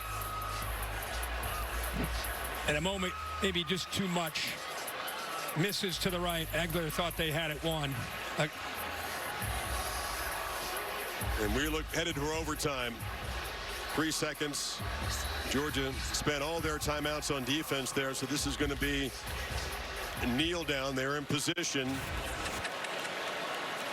And if Tennessee is going to break the streak today, it's going to take overtime to do it.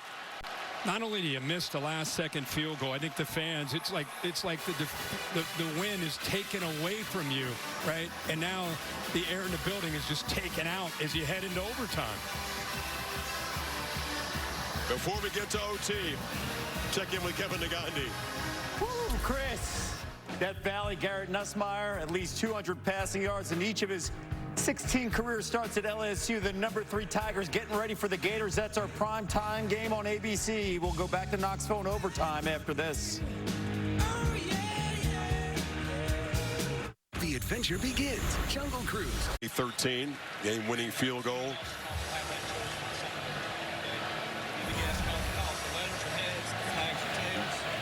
Steve Marlowe, we don't have his mic on. What do you call it? Head, drop it, again. And it is heads. So if you want to play defense, offense, play defense. Which way do you want to go? Go that way. Okay? Tennessee will get the football first. Always win and choose defense.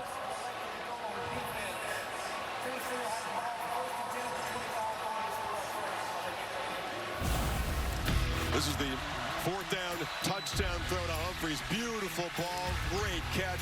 The 2-point conversion nicely executed to get this game even. Branch made the catch and then just could not complete that swing. A little breakdown in technique under pressure. Will he be called on again? He's been walking around by himself. Could have been carried off the field. Should be a field rush at this moment if he makes that kick. Instead, wondering if we'll have another opportunity.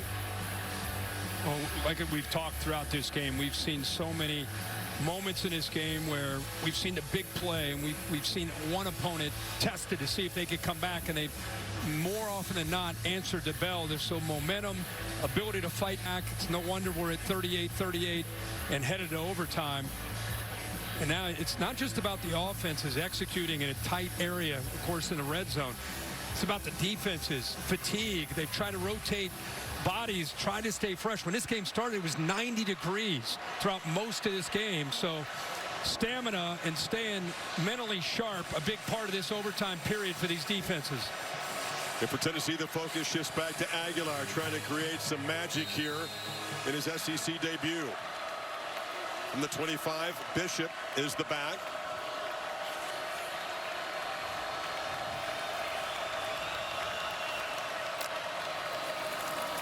Play fake. Deflected, fell dangerously incomplete there. Tried to find Matthews, who couldn't collect that. He put a lot on this ball. Matthews right there to the inside on the slot. Has an opening there. He just puts it a little bit too far out in front, puts a lot on it. And Matthews, who's been pretty short-handed this game, unable to bring that one down. There's a second down run off the left side by Bishop. It'll set up 3rd and long. Kristen Miller on the stop. When your game's on a line, you turn to your best players to make a play. Miller that time fighting off a double team, just holding his point. Got that entire defensive front, the linebackers able to build a wall there. Nowhere to run for Bishop. Big 3rd down. You don't get it, Kirk. Trot Gilbert back out there. It'll be a very similar field goal attempt to the one he just missed if they don't get closer.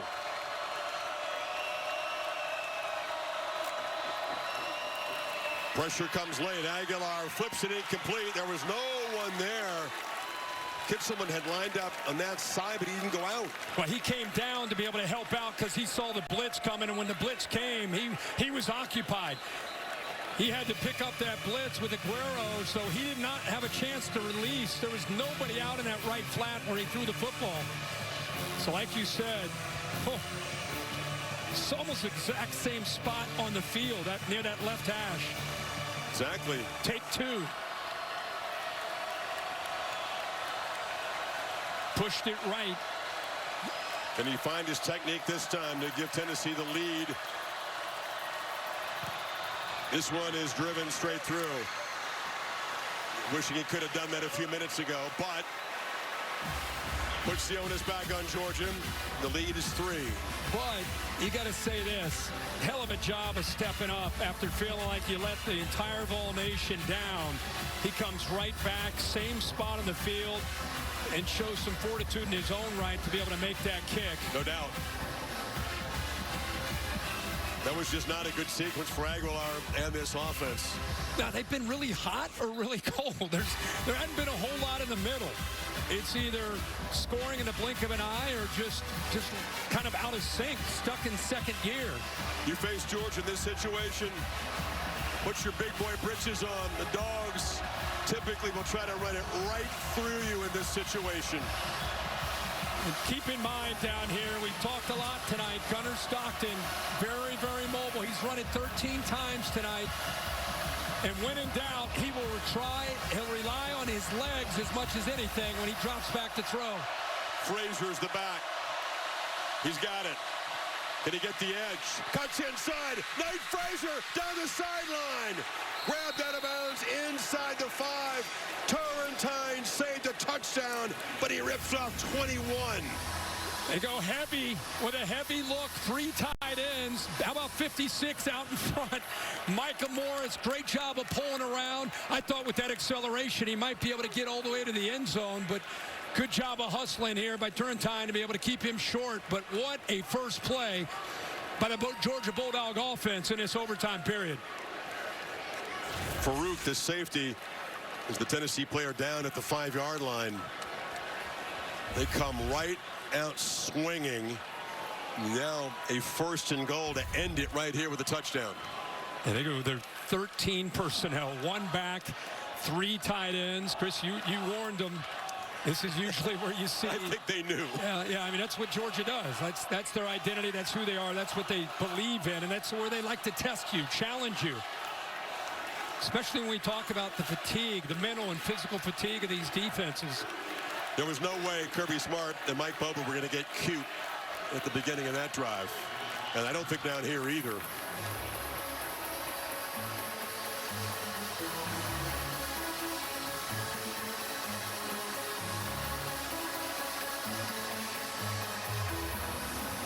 What a start to this SEC season for both these schools. Georgia's got Bama coming in a couple of weeks. The test will continue. The greatest thing Kirby Smart has seen from his team is on the road with a new starting quarterback, some new pieces, like that next wave of 5 stars. They have been tested. They've answered already 4 times when they've been trailing and had to come back. If they're able to put the game-winning touchdown. It'll be the 5th time they'll have had to answer while trailing. 3 tight ends in the game. 1st and goal. Big Josh McCray is the back. McCray hammers, falls forward to about the 1. Well, he is a handful at 240 pounds. They don't even care, you know, he's getting the ball. Can you stop him? Not to mention with those big offensive linemen leaning on you. And 3 tight ends.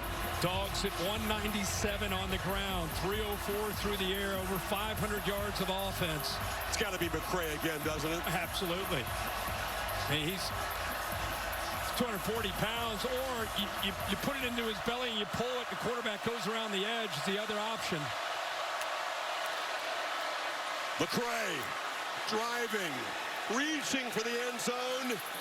Spotted short. 3rd down coming up. If he's short, he's about on the 6-inch line. I don't know if they'll review this or not. I don't know if he was able to lean and push the ball across. Watch right there. That's a touchdown. Yeah, that's a win. That's broke the plane. That's ball game. That's a Georgia win.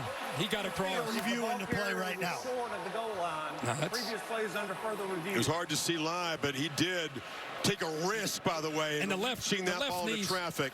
Left knee stayed up. It looked close, like the left knee might have touched, but the left knee never touched. Well, this is going to be some delayed pain for 109,000. Yeah, but everybody at home sees what we see. See that left knee never touched. Came close. Ball. And then the ball breaks the plane. Right there. Yeah, right there. Yep. The guy who scored 10 rushing touchdowns for Illinois a year ago. Transferred up here.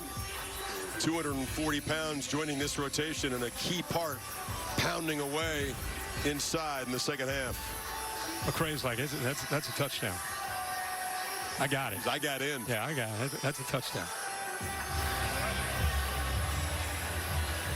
Both these teams still reviewing as you would methodically in this situation. One more look. Yeah, the knee. After further review, it is a touchdown. Yeah. Game is over. And the Dogs do it again. Prolonging Volunteer misery in this head-to-head. What a battle. 41-38 in overtime.